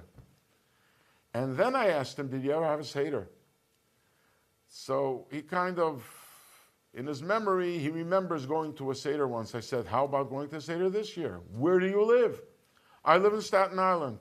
Staten Island. I have a brother in Staten Island. I have a son in Staten Island. It turns out he lives next door to my son. And he will hopefully be joining us for the Seder. I'll be there as well. Anthony, just by bringing him matzah, he had a bar mitzvah, he's going to have a Seder, and he's a new-found Jew. When you go out, you do one thing. You know the satisfaction that I have? Forget about it. I'm not doing it because of the satisfaction, because really, what benefit do I have from it? I know I got another Jew. I'll tell you the funniest part. When I'm done, he sticks his hand into the pocket and takes out a bill, a large bill, and wants to give it to me. I said, Anthony, I didn't come to raise funds. He says, yeah, but I want to do another mitzvah. So one mitzvah leads to another mitzvah, and all the mitzvahs will help us bring Mashiach. And this is the biggest gift we can bring to the Rebbe. This is what the Rebbe wants from us. So here we had this parade. This parade is going to bring tens of thousands of mitzvahs. So thank you to all, the entire team, the production, the guys who organize the trucks and the logistics, and those who contribute. You are all part of one team, and we are all causing all those mitzvahs to happen. OneMitzvah.org, Chabad.org, get in touch, do something. And this year we should have the schus to be able to celebrate Pesach in Yerushalayim with Moshiach, and we will bring the Korban Pesach, and we will have peace all over the world, and we have reached the ultimate goal of making the world a dwelling place for Hashem. Good Yom Tov, happy birthday to all. At the end of the day, we are the Rebbe's arms and legs. So it's happy birthday, not only to the Rebbe as a head, but to us all. Happy birthday, Chassidim.